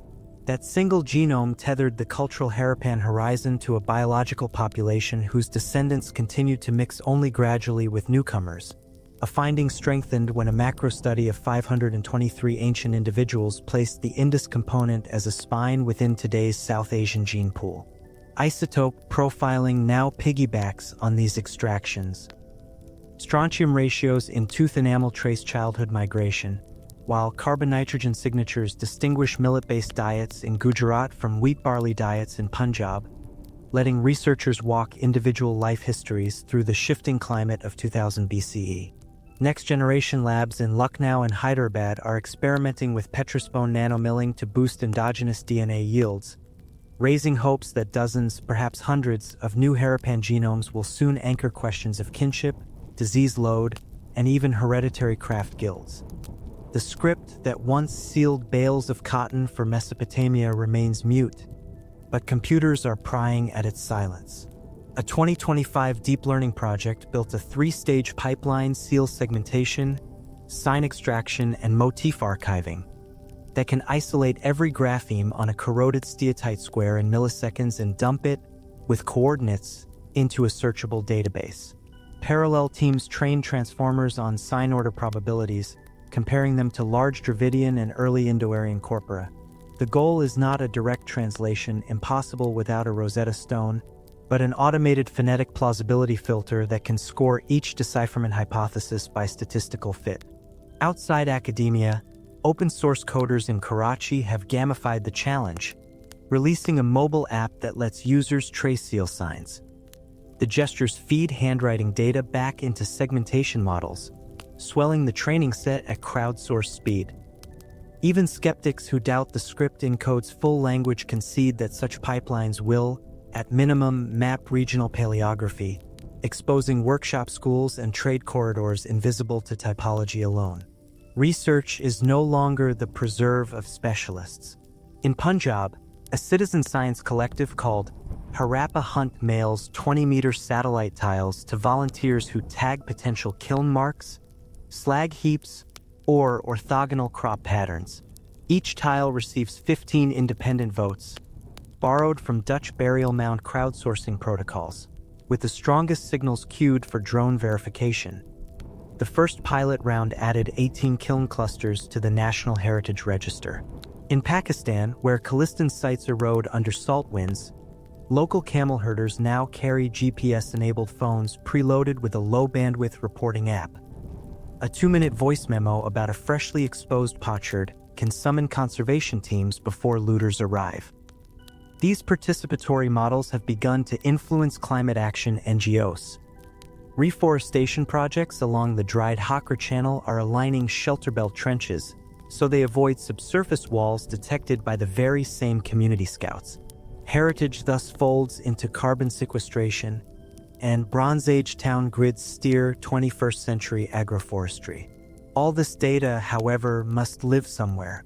The Indian National Trust for Art and Cultural Heritage and Pakistan's Department of Archaeology are drafting a binational, open-access repository that will host LiDAR clouds, genome FASTA files, seal rasters, and 4K photogrammetry under Creative Commons licenses. A digital Indus that anyone can mine for patterns in trade routes, craft clusters, or displacement after 1900 BCE. Embedded in the plan is a climate risk layer. Predictive flood and heat stress maps will sit directly atop site coordinates, prioritizing rescue digs and buffer zone legislation. If funded, it will mark the first time since the Harappans themselves that the entire basin shares a single knowledge infrastructure. Thus, the next century of Indus research looks less like a quest for a single breakthrough and more like the weaving of multiple strands, satellite pixels, isotopic ratios, neural nets, and citizen observations into an ever-denser fabric. The civilization that once hid its story in bitumen-sealed bricks is slowly re-emerging, each new technology lighting a fresh angle, each act of crowd participation echoing the decentralized, city-wide effort that originally built bath, well, and drain.